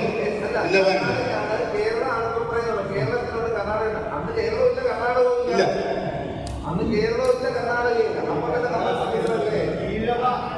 ഈഴവ വിഭാഗം 3 സമാന്തര വിഭാഗങ്ങളിൽ നിന്നുണ്ടായിട്ടുള്ളതാണ് ഉണ്ട്. ഇത് പറയുന്നത് അതെ ഉണ്ട്.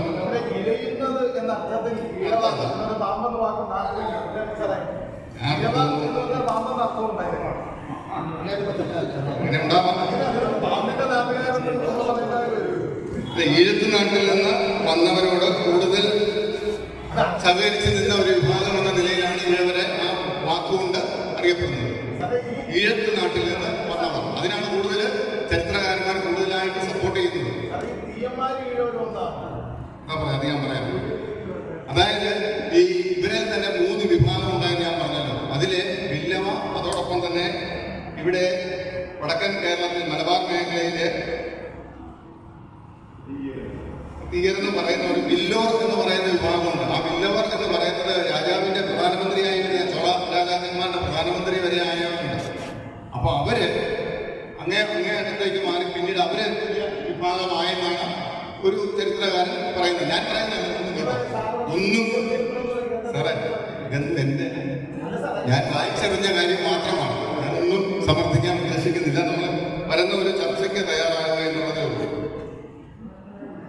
അതായത് ബില്ലോർ എന്ന് പറഞ്ഞതിന്റെ അർത്ഥം തന്നെ മികച്ച യോദ്ധാക്കൾ എന്നാണ്. ആ മികച്ച യോദ്ധാക്കൾ കേരള ചക്രവർത്തിമാരുടെ പ്രധാനമന്ത്രി ആയിരുന്ന ഒരു ബില്ലവൻ ഉണ്ടായിരുന്നു.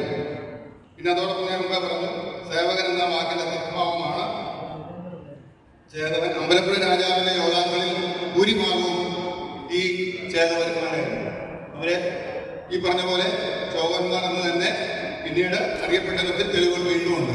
നമുക്ക് ഏറ്റവും അടുത്തറിയാവുന്ന അവധാന ശ്രീനാരായണ ഗുരുദേവന്റെ കാര്യങ്ങളിലെ അദ്ദേഹത്തിനോട് തൊട്ട് ചേർന്ന് നിന്ന ടി കെ മാധവന്റെ അമ്മാവന്റെ പേരെന്താണ്?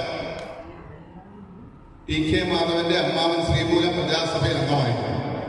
അദ്ദേഹത്തിന്റെ പേര് കോമളയത്ത് കുഞ്ഞുപിള്ള ചേകവർ എന്നായിരുന്നു.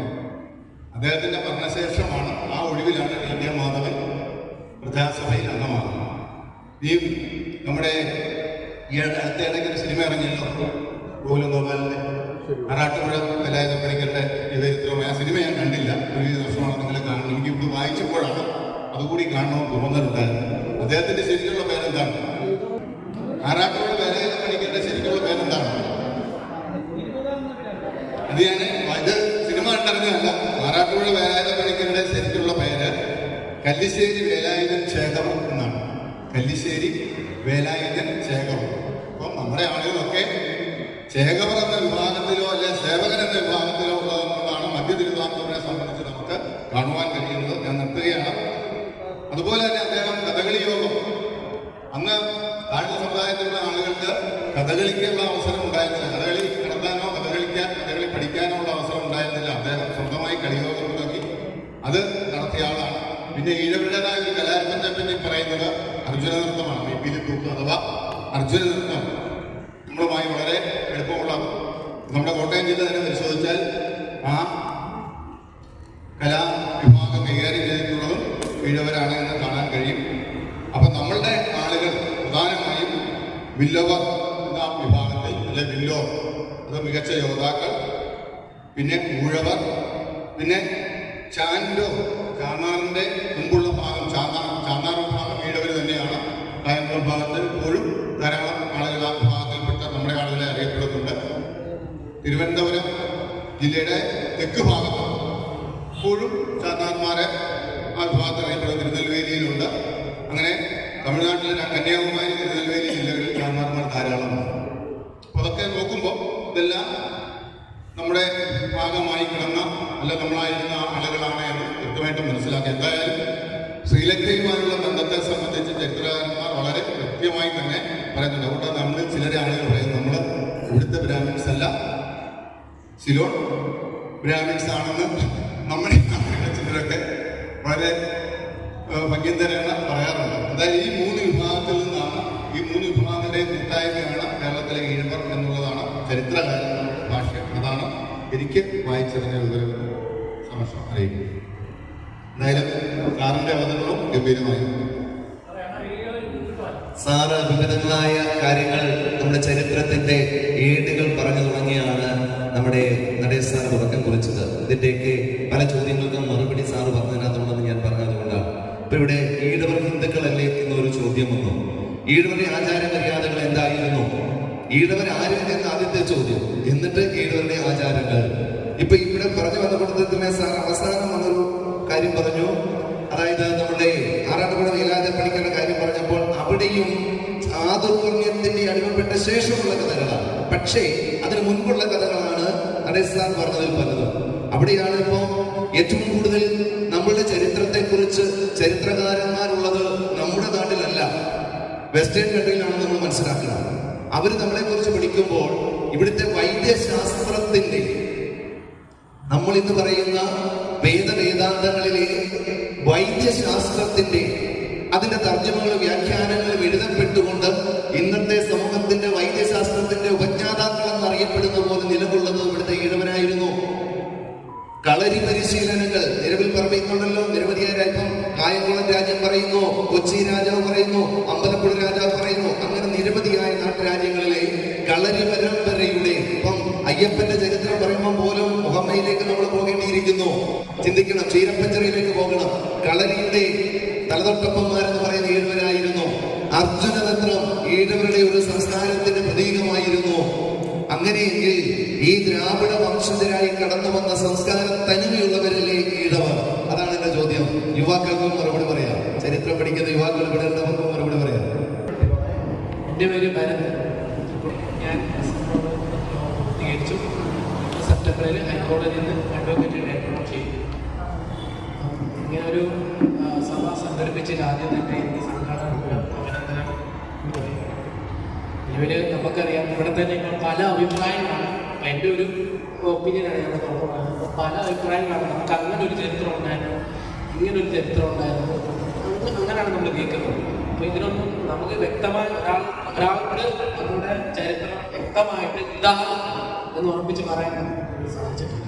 അപ്പോൾ നമ്മൾ ആ ചരിത്രമെല്ലാം വരും തലമുറയിൽ പഠിപ്പിക്കുവാനായിട്ട് കൂടി ഈ സഭ ഉപയോഗിക്കട്ടെ. കൂടുതൽ ചെറുപ്പക്കാരെ, നമുക്കറിയാം ഇപ്പോൾ ചെറുപ്പക്കാരെ യുവാക്കൾ വളരെ കുറവാണ്.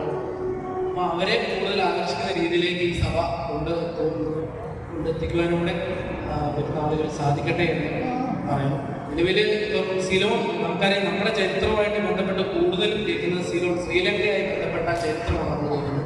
ഞാൻ രണ്ടുമൂന്നിടത്ത് വായിച്ചതിനകത്ത് എനിക്കറിയാൻ സാധിച്ചിട്ടുണ്ട്, ശ്രീലങ്കയിലുള്ള ഒരു ചേര രാജാവ് അദ്ദേഹം 4 യുവാക്കളെ, അത് 20 പറയുന്നത്, 4 യുവാക്കളെ ഇന്നത്തെ കേരളത്തിലേക്ക് അയച്ചത്. അവര് അഭിഘാതരാകുന്നവരും അവരെ ഇവിടെ വന്ന് അവരുടെ പ്രവർത്തനം മൂലം അവര് കേരളത്തിൽ തെങ്ങ് കൃഷി ചെയ്യുന്നു. പിന്നീട് അതിന്റെ ചരിത്രമായിട്ടാണ് നമുക്ക് തെങ്ങിൽ നിന്നും പാനീയം, ഒരു സൈഡ് നിറയ്ക്ക് പാനീയം അവർ ഉത്പാദിച്ചത്. അത് രാജാവിന് നൽകുന്ന ഒരു സമ്പ്രദായം ഉണ്ടായിരുന്നത്. അതാണ് പിന്നീട് നമ്മുടെ ചെത്തുമായിട്ട് നമ്മൾ റിലേറ്റ് ചെയ്യുന്ന ഒരു ചരിത്രം കൂടി പറയുന്നത്. പിന്നീട് പറയുന്നത് ചേര രാജാവ് തനിക്കെതിരെ ഒരു ആഭ്യന്തര യുദ്ധം പുറപ്പെടുവിക്കുന്നുണ്ട്. അതിനെ നശിപ്പിക്കാൻ വേണ്ടി, വംശഹത്യ ചെയ്യാൻ വേണ്ടി ആയോധന കലകൾ വശമുള്ള എത്രയോളം കുടുംബങ്ങളെ ഇന്നത്തെ കേരളത്തിലേക്ക് അയച്ചത്. പിന്നീട് അവർ ഇവിടെ ഒരു കുടുംബമായി ഇവർ രൂപപ്പെട്ടു എന്നുള്ള ഒരു ഇത് ഞാൻ വായിച്ചു. അത് നിങ്ങളിലേക്ക്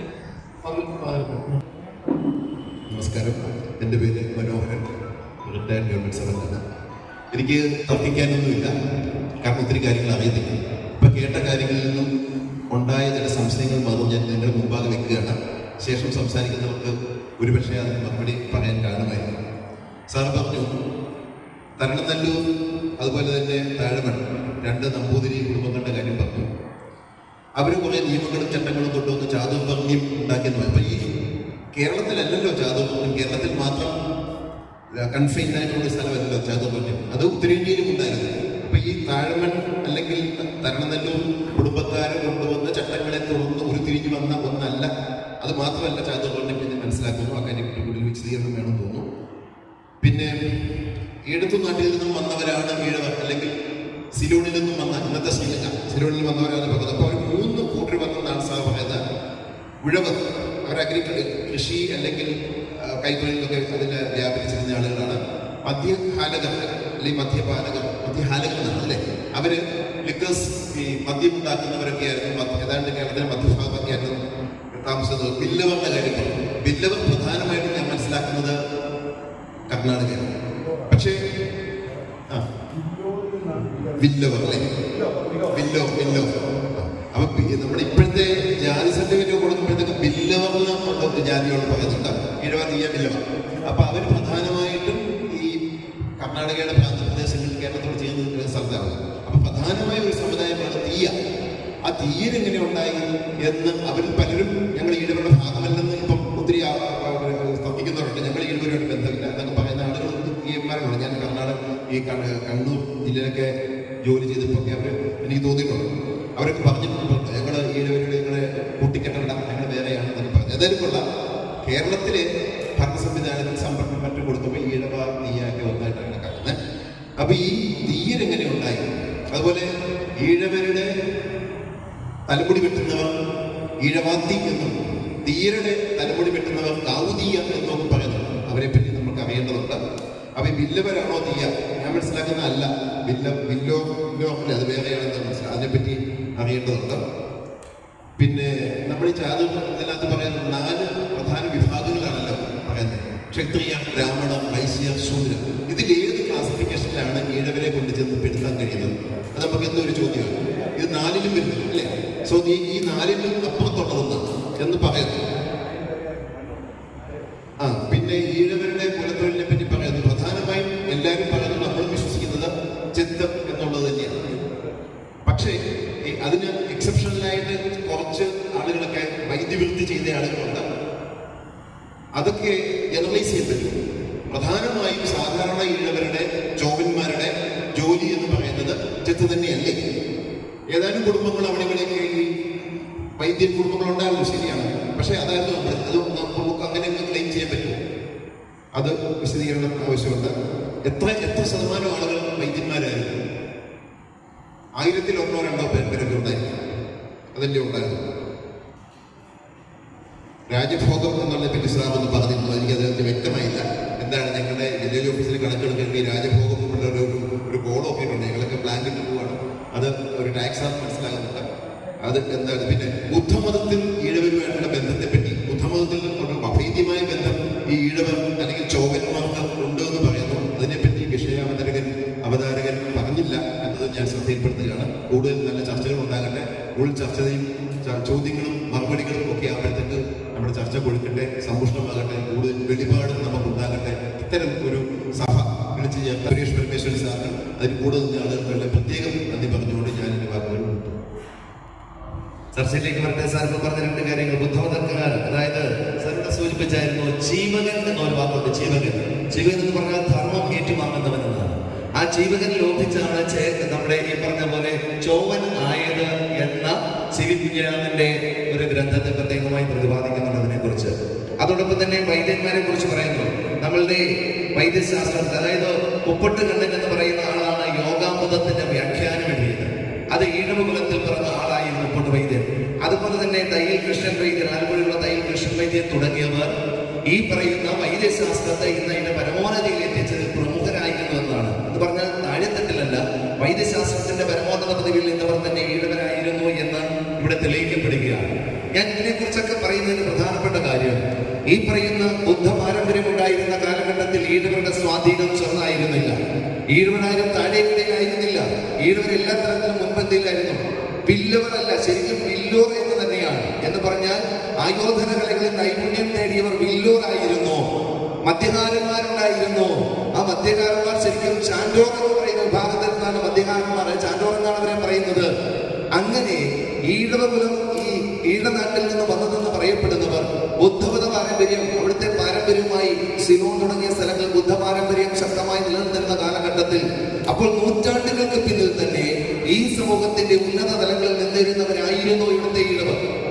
ഞാൻ കൺക്ലൂഷൻ ബാക്കി മുഴുവൻ പറയാനിരിക്കുകയാണ് കേട്ടോ. കൺക്ലൂഷൻ ബാക്കി കാര്യങ്ങൾ പറഞ്ഞോളാം. ചർച്ചകൾ നടക്കട്ടെ. അവസാനം ലയിപ്പിച്ചുകൊണ്ട് പറയാം. സരുൺ പ്ലീസ്. അവർക്ക് ചരിത്രത്തിന്റെ ഗവേഷണം നടത്തുന്നവരാണ്. ചെറുപ്പക്കാരായിട്ടുള്ളവര് ഇങ്ങോട്ട് പറയട്ടെ. അപ്പോൾ അതെ പറയട്ടെ. എൻ്റെ പേര് സരുൺ. അങ്ങനെ പറഞ്ഞതിനെക്കാട്ടും കൂടുതൽ ഈ ഒരു വേദിയിൽ സരുൺ ശേഖർ എന്ന് തന്നെ എൻ്റെ പേര് പറയാനാണ് ഞാൻ ആഗ്രഹിക്കുന്നത്. നമ്മുടെ ഒരു സോഷ്യൽ മീഡിയ കാലഘട്ടങ്ങൾ ഏകദേശം 2010 മുതലാണ് നമ്മൾ സോഷ്യൽ മീഡിയ കൂടുതലായിട്ട് ഇവിടെ ഉപയോഗിച്ചു തുടങ്ങി. ആ കാലഘട്ടത്തിൽ തന്നെ സരുൺ ശേഖർ എന്ന പേര് മാറ്റുകയും അതിൻ്റെ പേരിൽ ഒരുപാട് പ്രശ്നങ്ങൾ മറ്റ് ഇതര സമുദായത്തിൽ നിന്നുള്ള, പ്രത്യേകിച്ച് ഓപ്പണായിട്ട് പറയുകയാണെങ്കിൽ നായർ സമുദായത്തിലുള്ള ആളുകളുടെ ഇടയിൽ നിന്ന് ഒരുപാട് കേട്ട ഒരാളാണ്. പിന്നീട് അത്രയാണ് അന്ന് ഇതുപോലെ തന്നെ ഈ ചരിത്രപരമായിട്ടുള്ള ഇങ്ങനെയുള്ള സംവാദ വേദികളൊന്നും ഞങ്ങൾക്ക് ഉണ്ടായിരുന്നില്ല. ആ സമയത്ത് SNDP യോഗത്തിന്റെ ഇന്നത്തെ സൈബർ സേനയിൽ പ്രവർത്തിക്കുന്ന കുറേ ആളുകൾ ചേർന്ന് ഇതുപോലുള്ള സംവാദങ്ങൾക്ക് വേണ്ടി പല ഗ്രൂപ്പുകൾ ഉണ്ടാക്കുകയും അവിടെ ഓപ്പണായിട്ടുള്ള ഡിസ്കഷൻസ് ഒക്കെ നടക്കുകയും ഇതുപോലെ ചരിത്ര സംവാദങ്ങളൊക്കെ നടത്തി അതിൽ നിന്ന് ഇൻസ്പയർ ആയിട്ടാണ് എൻ്റെ പേര് സരുൺ ശേഖർ. അപ്പോൾ നമുക്ക് ഇങ്ങനൊരു വേദിയുടെ എനിക്ക് തോന്നുന്നു ഇതിന് മുമ്പായിട്ട് നമ്മുടെ ചന്ദ്രചേട്ടൻ്റെ നേതൃത്വത്തിൽ MK ഹരികുമാർ സാറിനെ വെച്ച് ഇതേപോലൊരു വേദി ഉണ്ടായിരുന്നു. അതിനുശേഷം കുറേ നാളുകൾക്ക് ശേഷം സാറിങ്ങനെ പറയുന്നുണ്ടെങ്കിലും ഇപ്പോഴാണ് അങ്ങനെ ഒരു വേദി ഉണ്ടായത്. വളരെ ഷോർട്ട് നോട്ടീസ്, ഇന്ന് രാവിലെയാണ് ഇങ്ങനെ ഒരു പ്രോഗ്രാമിനെ കുറിച്ച് അറിയാം. അതുകൊണ്ട് തന്നെ വലിയ കാര്യമായിട്ട് പ്രിപ്പയർ ചെയ്തിട്ടൊന്നും വരാൻ പറ്റിയില്ല. എങ്കിൽ പോലും കുറച്ച് കാര്യങ്ങൾ എൻ്റെ ഒരു വ്യക്തിപരമായ ഒരു അഭ്യർത്ഥന എന്ന് വെച്ചാൽ, ഈ ഒരു വിഷയം ഇതൊരു കടല് പോലുള്ള വിഷയമാണ്. അപ്പം നമുക്ക് ജസ്റ്റ് ഒരു മണിക്കൂറിലോ 2 മണിക്കൂറിലോ അല്ലെങ്കിൽ ഒരു കുറച്ച് ദിവസങ്ങൾ കൊണ്ട് റിസർച്ച് ചെയ്തോ അല്ലെങ്കിൽ ഒന്നും ചെയ്യാൻ പറ്റാത്തൊരു കാര്യമാണ്. കാരണം ഈഴവരുടെ ചരിത്രത്തെക്കുറിച്ച് പറയുമ്പോൾ നമുക്കത് ഈ പറയുന്ന പോലെ ചെറിയ ചെറിയ കാര്യങ്ങളല്ല. നമ്മൾ പുറകോട്ട് പോകുമ്പോൾ സാറ് പറഞ്ഞാൽ 3-ാം നൂറ്റാണ്ടിന് പുറകിലേക്ക് പോകേണ്ടതായിട്ട് വരും. അപ്പം അതിനെക്കുറിച്ച് കുറച്ച് കാര്യങ്ങൾ നോട്ട് ചെയ്ത് വെച്ചിട്ടുണ്ട് പറയാം. അപ്പം ഇനിയൊരു അവസരം ഉണ്ടാവുകയാണെങ്കിൽ ഇതേ ചർച്ച തന്നെ കുറച്ചുകൂടെ റിസർച്ച് ചെയ്ത് ഈ പറയുന്ന എവിഡൻസ് കാര്യങ്ങളൊക്കെ കളക്ട് ചെയ്ത് നല്ല രീതിയിൽ എല്ലാവർക്കും അവതരിപ്പിക്കാൻ പറ്റുന്ന രീതിയിൽ ഒരു ദിവസം വെച്ചാൽ നന്നായിരിക്കും എന്ന് പറയുന്നത്. അപ്പോൾ ഞാൻ ജസ്റ്റ് കുറച്ച് കാര്യങ്ങളിവിടെ പറയാനാഗ്രഹിക്കുന്നു. അതിലൊന്ന് ഈഴവർ എന്നുള്ളതാണ്. അപ്പം നമ്മളിവിടെ പല രീതിയിലുള്ള പല ആളുകളുടെ ചർച്ചകളിലും ഈഴവർ എന്നുള്ള ഇങ്ങനെ പേര് വന്നൊന്നും ഇല്ല, ഈഴത്തുനിന്ന് വന്നവളാണെന്ന് പറഞ്ഞിട്ടുണ്ട്. അപ്പം ഈ മെയിനായിട്ട് എനിക്ക് തോന്നുന്നു ഈഴവർ എന്ന് നമ്മളെ പറയാനുള്ള ഈഴത്തുനാട് ഈഴം എന്ന് പറഞ്ഞാൽ ദ്വീപ്, ഒരു ദ്വീപിനെയാണ് ഈഴം എന്ന് പറയുന്നത്. അപ്പം ഈഴത്തുനാട് എന്ന് വന്നുകൊണ്ട് നമ്മൾ ഈഴവർ എന്ന് പറയുന്നത്. അപ്പൊ ഈ ഈഴവർ എങ്ങനെ ദ്വീപിലെത്തി എന്നുള്ളത് നമ്മൾ, അപ്പൊ ഈ പറയുന്ന ശ്രീലങ്കയിൽ നിന്ന് അല്ലെങ്കിൽ സിലോണിൽ നിന്നാണ് നമ്മളിങ്ങോട്ട് വന്നത് എന്ന് പറയുന്നത്. പിന്നെ ഇപ്പം സാർ പറഞ്ഞത് BC 3-ാം നൂറ്റാണ്ട്. അപ്പം ഈ പറയുന്ന AD 848 തരിസപ്പള്ളി ശാസനത്തിൽ ഈ പറയുന്ന ഈഴവ എന്നൊരു വാക്കുണ്ട്. അപ്പൊ ഈ ഈഴവ എന്ന നാമം പല സ്ഥലങ്ങളിലായിട്ട് നമുക്ക് കാണാൻ പറ്റും. പിന്നെ തമിഴ്നാട്ടിലെ മധുര, തിരുനെൽവേലി, തിരുച്ചിറപ്പള്ളി, സിലോൺ, ഇവിടെയൊക്കെയുള്ള ഗുഹാ രേഖകളിൽ പല സ്ഥലങ്ങളിലായിട്ട് ഈഴവച്ചടികൻ, ഈഴവനാഥൻ, തൊണ്ടി ഈഴവൻ, ഈഴവ എങ്ങനെയൊക്കെ പ്രതിപാദിക്കുന്നുണ്ട്. പിന്നെ അതുപോലെ 2-ാം നൂറ്റാണ്ടിൽ അളകാർ മുഖാശിലകത്തിൽ ഈഴവൻ ആത്തൻ എന്ന് പറയുന്നൊരു വീടുണ്ട്. ഈഴവൻ ആത്തനാണ്. അപ്പം ഈഴവൻ എന്നുള്ള വീട് അവിടെ നിന്ന് ഏകദേശം 2-ാം നൂറ്റാണ്ട് വരെ ആയിരുന്നു. നമ്മളിപ്പം ഇവിടെ പല ചർച്ചകളിലും പല ആളുകളും സംസാരിക്കുമ്പോൾ ഉള്ള പ്രശ്നം വെച്ചാൽ നമ്മുടെ ഈ ടൈം ലൈൻ മാറിപ്പോകും. ടൈം ലൈൻ ഇപ്പം ആ ചേട്ടൻ സംസാരിച്ചതിൻ്റെ ഇടയ്ക്ക് ശങ്കരാചാര്യരെ കുറിച്ച് പറയും. ആക്ച്വലി ശങ്കരാചാര്യർ മുമ്പ് തന്നെ ഇവിടെ ഈ പറയുന്ന ബ്രാഹ്മണികളുടെ അധിനിവേശം ഉണ്ടായിട്ടുണ്ട്. ശങ്കരാചാര്യരല്ല, അതിന് മുമ്പ് ആ സമയത്ത് പോലും അതിനെ പ്രതിരോധിച്ചിരുന്നവർ ഈഴവരാണ്. അപ്പം അവിടെ നമ്മുടെ പ്രശ്നം വരുന്നത് വെച്ചാൽ നമ്മൾ ഈ പറയുന്ന കാര്യങ്ങളിൽ പല കാര്യങ്ങളും ടൈം ലൈൻ മാറുന്നുണ്ട്. ഇപ്പം നമ്മൾ ഇപ്പം 2025 നമ്മൾ പുറകോട്ടാണ് പോകുന്നത്. അപ്പം ആ കൃത്യമായ ടൈം ലൈനിൽ ശങ്കരാചാര്യ വന്ന കാലഘട്ടമുണ്ട്, അതിന് മുമ്പായിട്ടുള്ള ഈ പറയുന്ന ഇറാനിയിലായിട്ടുള്ള അവിടെ നിന്നുള്ള ആരിൽ അധിനിവേശമുണ്ട്. അപ്പം ഈ കാലഘട്ടങ്ങളെ കുറിച്ചും അതോടൊപ്പം തന്നെ ഈഴവരുടെ ഈ പറയുന്ന ഈഴവരായിട്ടുള്ള ആളുകൾ പല ചരിത്ര രേഖകളിലും ഈഴവര് ശ്രീലങ്കയിൽ നിന്ന് വന്നിട്ടുണ്ട് എന്ന് പറയുന്നത്. അതിന് മുമ്പ് ഈ ശ്രീലങ്കയിലേക്ക് തന്നെ ഏകദേശം അശോകന്റെ മകളായിട്ടുള്ള അശോകന്റെ പുത്രനായിട്ടുള്ള മഹേന്ദ്രന്റെ പുത്രി സംഘമിത്ര, ഇവര് ഒരു പ്രചരണത്തിനായിട്ട് പോയിട്ട് കുറെ ആളുകളെ കൊണ്ട് ഈഴനാട്ടിലേക്ക് പോയിട്ടുണ്ട്. അതിനുശേഷം അവിടുന്ന് ബുദ്ധമത പ്രചാരകരായിട്ട് കേരളത്തിലേക്ക് വീണ്ടും വരുന്നു എന്നുള്ളത്. അപ്പൊ നമ്മുടെ ചരിത്രം ഏകദേശം 280 BC 280ലേക്ക് പോയി. അപ്പൊ നമ്മൾ ഈ പറയുന്ന ബംഗാൾ ഭാഗത്തു നിന്ന് പോയ ആളുകളായിരിക്കാം എന്ന് പറയാം. അപ്പം നമ്മൾ 3-ാം നൂറ്റാണ്ട് വരെ ഈഴവരുടെ ചരിത്രം എത്തിയുള്ളൂ. പക്ഷെ അതിന് മുമ്പിലേക്ക് അശോകന്റെ കാലഘട്ടത്തിൽ പോയ ആളുകൾ ഈ പറയുന്ന അവിടെ സംസ്കാരത്തിൽ നമ്മളുണ്ട്. അപ്പം ഈ പറയുന്ന ഈഴവ ചരിത്രം പിന്നെയും വലുതായി കൊണ്ടിരിക്കുകയാണ്. അപ്പൊ നമ്മൾ ചരിത്രത്തിലേക്ക് പോകുമ്പോൾ ഈ പറയുന്ന ടൈം ലൈൻ കൃത്യമായിട്ട് ഉറപ്പാണ്. പിന്നെ അതോടൊപ്പം തന്നെ ഈ 1-ാം നൂറ്റാണ്ടിൽ മുഖാശിലകത്തിൽ ഈഴവന്റെ ചരിത്രത്തെ കുറിച്ച് പറയുന്നുണ്ട്. അതിപ്പം KG നാരായണന്റെ ഈഴവ ചരിത്ര പഠനം എന്ന് പറയുന്ന ബുക്കിൽ പേജ് 9 തൊട്ട് 10 വരെ KG നാരായണന്റെ അതിൽ രേഖപ്പെടുത്തിയിട്ടുണ്ട്. ബംഗാളിൽ നിന്ന് അത് നമുക്ക് അങ്ങനെ ഒരു കണക്ഷനും കൂടെ ഇതിന്റെ ഇടയ്ക്ക് പറയുന്നത്. കൃത്യമായിട്ട് ഞാൻ എനിക്ക് പറഞ്ഞില്ല, ഇന്ന് ഷോർട്ട് നോട്ടീസിലായതുകൊണ്ടാണ് ഇരിക്കുന്നത്. ഇതിന്റെ ഇന്നത്തെ ബംഗാൾ സിനോഡിലേക്ക് പോയിട്ടുണ്ട് എന്നുള്ളത്. അവിടുന്ന് അത് ഏകദേശം ഈ പറയുന്ന BC 200 കാലഘട്ടങ്ങളിലേക്കാണ്. എന്നുവെച്ചാൽ നമ്മളിവിടെ വന്നിരുന്ന ഒത്തിരി നൂറ്റാണ്ടുകൾക്ക് മുമ്പാണ് അവിടുന്ന് കുറെ ആളുകൾ ഈ പറയുന്ന ബുദ്ധമത പ്രചരണത്തിന് ഭാഗമായിട്ട് അശോകന്റെ ഒരു കാലഘട്ടത്തിൽ, അശോക ചക്രവർത്തിയുടെ കാലഘട്ടത്തിൽ പോയിട്ടുണ്ട്. ഒരുപക്ഷെ അവരായിരിക്കാം പിന്നീടുണ്ടായ ഈ പറയുന്ന ഈഴനാട്ടിലെ സിംഗിളറായിട്ടുള്ള ആളുകളായിട്ട് വന്നേക്കുന്നത്. പിന്നെ അതോടൊപ്പം തന്നെ ഇവിടെ ഹിന്ദു മതത്തെ കുറിച്ച് പറയുന്നുണ്ടായിരുന്നു. കുറച്ച് നീണ്ടു ക്ഷമിക്കണം. ഇവിടെ ഈഴവർ ഹിന്ദുക്കളാണോ എന്നൊരു ചോദ്യം ശാന്തിയുടെ ചോദിച്ചിട്ടുണ്ട്. സത്യം പറഞ്ഞാൽ ഹിന്ദുക്കൾ എന്ന് പറയുന്നത് നമ്മളിന്ന് കാണുന്ന അല്ലെങ്കിൽ നമ്മളിന്ന് പറയുന്ന ചാതകബന്ധത്തിൽപ്പെട്ട 4 വിഭാഗങ്ങളാണ് ഹിന്ദുക്കൾ. അതിന് പുറത്ത് നിൽക്കുന്നവരാണ് ഈഴവര്. ഒരുപക്ഷെ ആ ഹിന്ദുമത അധിനിവേശത്തിൽ അതിനോട് എതിർത്ത് നമ്മുടെ പ്രതാപങ്ങൾ നഷ്ടപ്പെട്ട ഒരു സാമൂഹ്യ വിഭാഗമാണ് ഈഴവർ എന്ന് പറയാനാണ് ഞാൻ ആഗ്രഹിക്കുന്നത്. കാരണം അതിനു മുമ്പ് ഒരുപാട് പ്രബലരായിട്ട് നിന്നിരുന്നൊരു വിഭാഗമാണ് ഈഴവർ എന്നാണ് എനിക്ക് എൻ്റെ പഠനങ്ങളിൽ കൂടെ കാണാൻ പറ്റിയൊരു കാര്യം. അപ്പം ആ ഒരു കാലഘട്ടത്തിൽ നമ്മൾ പറയുന്ന നമുക്കൊരു ജീവിത വ്യവസ്ഥ ഉണ്ടായിരുന്നു. ഈ പറയുന്ന ഹിന്ദു ഇന്നത്തെ ബ്രാഹ്മണിക്കലായിട്ടുള്ള ഈ പൂജാവിധികൾ അങ്ങനെയുള്ള കാര്യങ്ങൾ അല്ലാണ്ട് തന്നെ നമുക്കും ഉണ്ടായിരുന്നു. അതൊക്കെ പിടിച്ചെടുത്തതിന് ശേഷമാണ് ഇവർ ഈ പറയുന്ന ആര്യന്മാരുടെ ബ്രാഹ്മണന്മാർ വൈദ്യന്മാരെന്ന വാക്ക് പറഞ്ഞിട്ട് നിങ്ങൾ ആരും തന്നെ വിശ്രമം ചെയ്തില്ല. വൈദ്യശാസ്ത്രത്തിന്റെ ഇത്തരത്തിൽ വ്യാഖ്യാനം എഴുതുകയും അവർ വേദം പഠിച്ചവരാണ്. അവരെയാണ് ഇവിടെ വേദം പഠിക്കാൻ എന്ന് പറയുന്ന കാലഘട്ടത്തിന് മുമ്പായിരുന്നു. ഇവിടെ വൈദ്യം പഠിച്ചവർക്ക് വേദത്തിൽ നിന്നാണല്ലോ വൈദ്യശാസ്ത്രം ഉണ്ടായത്. ഈ വേദം എന്ന് പറയുന്ന 4 വേദങ്ങൾ, 4 വേദങ്ങളിൽ നിന്നാണ് ആയുർവേദം ഉണ്ടായത്. വ്യക്തമായ തെളിവുകളൊന്നും തന്നെയില്ല. ഒന്നും തന്നെയില്ല. യൂറോപ്പിൽ നിന്നുണ്ടായ ശാസ്ത്രമാണ് വൈദ്യശാസ്ത്രം. അവന്റെ രോഗത്തെ ചികിത്സിക്കാൻ വേണ്ടി അവൻ കണ്ടുപിടിച്ചതാണ്. അത് വേദവുമായിട്ട് അവ്യാഖ്യാനിക്കില്ല. ചതുർവേദം പറയുമ്പോൾ ആ ചതുർവേദത്തിന്റെ കാലഘട്ടത്തിൽ ഇവിടെ ചാതുർവർണ്ണമില്ല. ചാതുർവർണ്ണത്തെ ബ്രാഹ്മണിക്കൽ കൾച്ചർ അതെങ്ങനെയുണ്ടായി? അതേക്കുറിച്ച് പറഞ്ഞ പത്രോപനിഷത്തിലാണ്. ആരാണ് ബ്രാഹ്മണൻ അവിടെ പറഞ്ഞു. ഇതിനെ എല്ലാം കൊണ്ടുവന്ന് ശ്രുതിയിൽ നിന്ന് ശ്രുതിയിലാണ്. അതാണ് മനസ്സിൽ പറഞ്ഞു വെച്ച ബ്രാഹ്മണനാണ് എല്ലാം. പക്ഷെ നമ്മൾ കേട്ട ബ്രാഹ്മണൻ അതല്ലായിരുന്നു. നമ്മൾ പഠിച്ച ബ്രാഹ്മണനും അല്ലായിരുന്നു. എന്നാലും ഇത് ഈഴവര് ദ്രാവിഡ സംസ്കാരത്തിന്റെ വിശേഷിപ്പുകളാണ്. അതിന് ഏറ്റവും നമുക്ക് തെളിവെന്ന് പറയുന്നത് ഏറ്റവും കൂടുതൽ ഈഴവരുള്ളത് തിരുവനന്തപുരം, കൊല്ലം ജില്ലകളിലാണ്. അവിടുത്തെ ആരാധനാ മൂർത്തികൾ എന്ന് പറഞ്ഞാൽ മലനട മൂർത്തികളായിരുന്നു. 108 മലനടകൾ കൊല്ലം, പത്തനംതിട്ട ജില്ലകളുണ്ട്. ഇതിന്റെ എല്ലാം ജന്മിമാര് ഈഴവരായിരുന്നു. ഇപ്പോഴാണ് നായർ സമുദായത്തിലെ അംഗങ്ങൾ അതിന്റെ ഒന്നാമത്തെ മലനട പോരുവഴി മലനടയാണ്. അവിടുത്തെ നിവേദ്യം മദ്യമാണ്.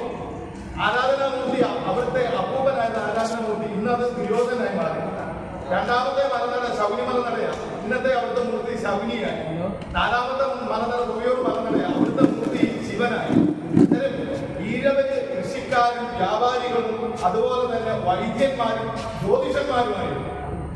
ഈ ശാസ്ത്രത്തെ കുറിച്ച് എല്ലാം വ്യക്തമായ ധാരണയുള്ളവരായിരുന്നു. അപ്പൊ ഈ ജ്യോതിഷ ശാസ്ത്രം എന്ന് പറയുമ്പോൾ അത് പിന്നീട് വന്നെടുത്തതാണ്. അത് പറഞ്ഞില്ലേ, പിന്നീട് എടുത്തതായിരിക്കുന്ന കാര്യങ്ങളാണ് അതല്ല. അപ്പൊ ഈ മനുവിന്റെ അതായത് മനുസ്മൃതി ഉൾപ്പെടെയുള്ള ആ രാജതന്ത്രങ്ങളുടെ അഥവാ സ്മൃതിപചനങ്ങളുടെ ആ ചേർക്കലോട് കൂടിയാണ് എന്ന് സംഭവിച്ചത്. ചാതു പറഞ്ഞതിന്റെ അതിൻ്റെതായ കുലപക്ഷം ഇപ്പൊ തന്നെ ഈഴവരിൽ തന്നെ ഇപ്പൊ ഈഴവരെന്ന് പറയുന്ന ഒരു കുലം നമ്മൾ പറയുമ്പോൾ ഈഴവരെന്ന് പറയുന്ന കുലം പറയുമ്പോൾ ഈഴവരിൽ തന്നെ അവിടെ ക്ഷൗരം ചെയ്യുന്നവരെ നേരെ മീൻസ് അത്തരത്തിലുള്ള കുലമാധ്യമങ്ങളിൽ ഈഴവാദിയാക്കി മാറ്റി. ഓരോ ചാതുപണ്യ വ്യവസ്ഥകൾ ഉണ്ടാക്കിയപ്പോഴും ഇവിടെ ഒരു ചോദ്യം വന്നിരുന്നു, നമ്മളുടെ വർണ്ണം എന്ത്? നമ്മൾ അവർണ്ണനാണ്, വർണ്ണമില്ലാത്തവനാണ്. ഈ വർണ്ണമില്ലാത്തവനാര്?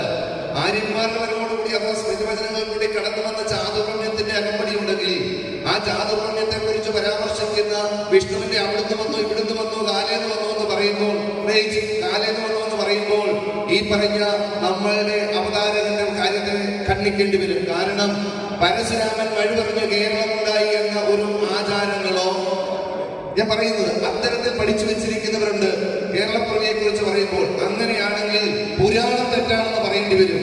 കാരണം പരശുരാമൻ ഏത് യുഗത്തിലായിരുന്നു, വാമനൻ ഏത് യുഗത്തിലായിരുന്നു, മഹാബലിയെ വാമനൻ ചവിട്ടിത്താഴ്ത്തി എന്ന് പറയുന്ന ആ പുരാണങ്ങൾ പഠിച്ചിട്ട് അതിന്റെ പുറകെ പോയാൽ വാമനന്റെ യുഗം എന്തായിരുന്നു, പരശുരാമന്റെ യുഗം എന്തായിരുന്നു?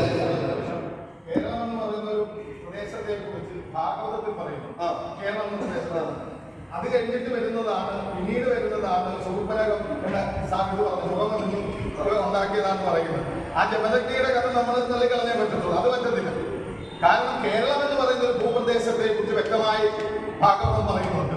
അതുപോലെ തന്നെ നമ്മുടെ അങ്ങനെയാണെങ്കിൽ ഈ പറയുന്ന സംസ്കാരത്തെ കുറിച്ച് എത്രയോ ആയിരക്കണക്കിന് വർഷങ്ങൾക്ക് മുൻപുണ്ട് എന്ന് നമ്മൾ തിരിച്ചറിയുന്നു.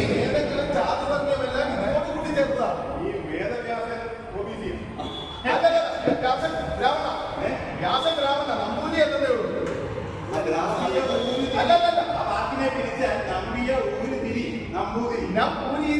വേദത്തെ പൂരിപ്പിക്കുന്നവനാണ് വാക്കിന് അർത്ഥം വന്നേക്കുന്നത്. അന്നേരം ഈ വേദകാലഘട്ടത്തിന് മുമ്പ് ഈഴവരെന്ന് പറയുന്ന സമൂഹം അതാണ് പറഞ്ഞത് ഇവിടുത്തെ ദ്രാവിഡ സംസ്കാരത്തിൽ ഈഴവരുണ്ടായിരുന്നു. ദ്രാവിഡ ദേവതകൾ എന്ന് പറയുന്നത് ഭദ്രകാളി ശിവനുമായിട്ട് ആരാധിച്ചിരുന്നു. അവിടെയാണ് പറഞ്ഞത് സാർ പറഞ്ഞില്ലേ, ഈഴവരുടെ മുടി വെട്ടുന്നവരെ വാത്തിമാരെന്ന് പറഞ്ഞു. വാത്തിമാരാണ് തെക്കൻ കേരളത്തിലെ മുടി പുരോഗതിയുള്ള പൂജാരിമാർ. ആ ഭദ്രകാളി പാട്ടും തോറ്റംപാട്ടിൽ കഥ പറയുമ്പോൾ തോറ്റംപാട്ട് ഭദ്രകാളി ദേവി മധുരനഗരം നശിപ്പിച്ചിട്ട് വരുമ്പോൾ ഒരു ഈഴവ സ്ത്രീയാണ് അവർക്ക് സഹായം ചെയ്തെന്നാണ് പറയുന്നത്. അന്നേരം ആ ഈഴവ സ്ത്രീ അനുഗ്രഹിച്ചിട്ട് വന്ന് നിന്റെ കുലം വലുതാവുമെന്ന് പറഞ്ഞു. ഒരു നായർ സ്ത്രീയോട് ചോദിച്ച ഒരു കള്ളം ഈ പാട്ടിനകത്ത് പറയുന്നത് ആറ്റുകാൽ അമ്മന്റെ വാർഗിരുന്ന് വാടുന്ന പാട്ടിൽ പറയുന്ന അവരോട് പറഞ്ഞു നിന്റെ കുലം എപ്പോഴും ദുഷിച്ചതായിരിക്കുമെന്ന് പറഞ്ഞു. അതാണ് നായർമാർ സ്ത്രീകൾക്ക് വേശ്യാസ്വഭാവം ഉണ്ടാകും പിന്നീട് പങ്കുവച്ചൊരു കാര്യമാണ്. അത് കാലം തെളിയിച്ച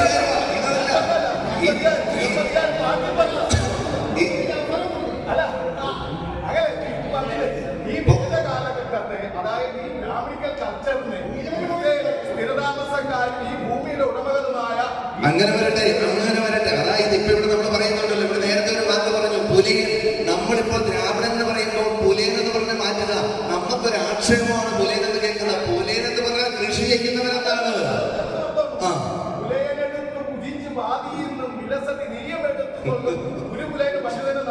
അതെ. ഇനി ഗുരുവിലേക്ക് വരാൻ വരട്ടെ, ഗുരുവിലേക്ക് കാണണം. ഇവയെല്ലാം ഇത്തരത്തിൽ പഠിച്ചത് ദ്രാവിഡ സംസ്കാരത്തിൽ ദ്രാവിഡം വന്നു ചേർന്നതാണെന്നും നാം ഇവിടെ പറയുന്ന ഈഴവൻ ഇവിടെ ഈഴൻ നാട്ടിൽ നിന്ന് വന്നതാണെന്ന് പറയുമ്പോൾ സരുൺ ചോദിച്ച ചോദ്യത്തിന് വളരെ പ്രാധാന്യമുണ്ട്. ഇവരെങ്ങനെ ഇവിടെ എത്തി? അവരെത്തിയതാണ് എന്തിനു വേണ്ടി? ഇവിടെ സാറ് സൂചിപ്പിച്ചു കൃഷി. അവിടെ ഈ 3 കൂട്ടരും അവിടെ എത്തിച്ചവരാണ്. കൃഷി കറുവപ്പട്ട ഉൾപ്പെടെയുള്ള കൃഷി ചെയ്തവരാണ്. അവിടെ വന്ന രാജഭരണം അശോക ചക്രവർത്തിയുടെ കാലഘട്ടത്തിൽ നിന്ന് തുടങ്ങുന്ന കാലഘട്ടം ഇതെവിടേക്കാണ് എത്തിച്ചേരുന്നത്? അതിനെക്കുറിച്ച് വ്യക്തമായി പഠിച്ചു വന്നാൽ ഈഴവ ചരിത്രം നമ്മളിപ്പോ ഇതിന്റെ ഇടയ്ക്ക് കൊണ്ട് നമ്മൾ ആറാട്ടുപുഴ വേലായുധ പണിക്കരെയോ അല്ലെങ്കിൽ ഇവിടുത്തെ നമ്മുടെ 1806 എന്ത് ജളവക്കുളം വരുന്നത്, ഇതിനെക്കുറിച്ചോ കൂട്ടിക്കെട്ടുമ്പോൾ പഴയ ചരിത്രം ഇഞ്ഞു പോരുക. ഇതെന്ന് പറയുന്നത് 18-ാം നൂറ്റാണ്ടിലെത്തി. ഇത് 18ഒന്നുമല്ല, ഇതങ്ങ് പുറകെ പോയി BC 3-4 നൂറ്റാണ്ടുകളെപ്പോഴും ഈഴവ ചരിത്രം വ്യക്തമാണ് എന്ന് പറഞ്ഞാൽ ഇപ്പൊ ഇവിടെ സൂചിപ്പിച്ചതുപോലെ വേദത്തിൻ്റെതായ അവസ്ഥയിൽ നിന്ന് മറ്റു തരത്തിലേക്ക് അവയെ മാറ്റി സ്മൃതി വെച്ച് കൊണ്ടുവരുന്ന കാലഘട്ടത്തിന് മുൻപ് തന്നെ എന്തുണ്ടായിരുന്നു? ഇവിടെ ഒരു സംസ്കാരം ഉണ്ടായിരുന്നു, സമ്പന്നമായ സംസ്കാരം ഉണ്ടായിരുന്നു.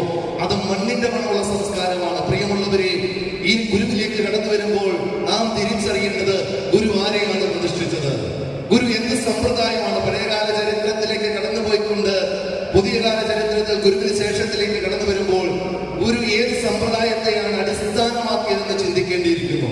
അങ്ങനെ കടന്നു വരുമ്പോഴാണ് ദ്രാവിഡ സംസ്കാരത്തിന്റെ പരമമായ സത്യത്തിൽ ഉറച്ചുകൊണ്ടാണ് ഗുരുവിന്റെ പ്രതിഷ്ഠകളെന്ന് തിരിച്ചറിയാതെ ഈഴവരിന്നും മറ്റുള്ളവർക്ക് തോറ്റം പാട്ടം പാടുവായിട്ട് നടക്കുമ്പോൾ അത് തെറ്റല്ലേ എന്ന ചോദ്യമാണ് ഞാൻ ഉന്നയിക്കുന്നത്.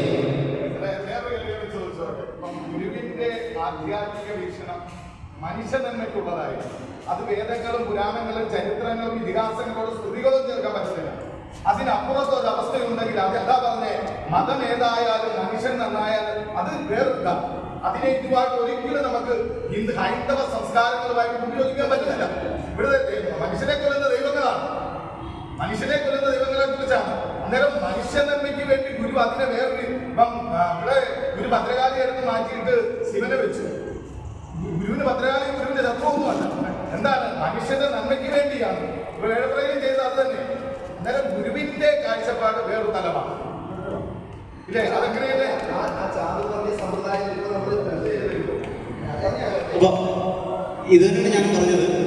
നമ്മൾ ടൈം ലൈൻ ഓറിയന്റഡായിരിക്കും നമ്മുടെ ചർച്ച എന്നുള്ളത്. കാരണം നമ്മൾ ചരിത്രമാണ് നമ്മൾ എഴുതി വെച്ചവരുടെ ഈ പറഞ്ഞ പോലെ പുരാണങ്ങളോ ഇതിഹാസങ്ങളിലേക്കോ അല്ല നമ്മൾ ചർച്ച ചെയ്യുന്നത്. ഇവിടുത്തെ വിഷയം തന്നെ ഈഴവ ചരിത്രമാണ്. അപ്പൊ ചരിത്രത്തിലേക്ക് നമുക്ക് വിരൽ ചൂണ്ടുന്നതിന് ആവശ്യമായിട്ടുള്ള രേഖകൾ നമുക്ക് ചരിത്ര പുസ്തകങ്ങളിൽ നിന്ന് കിട്ടും.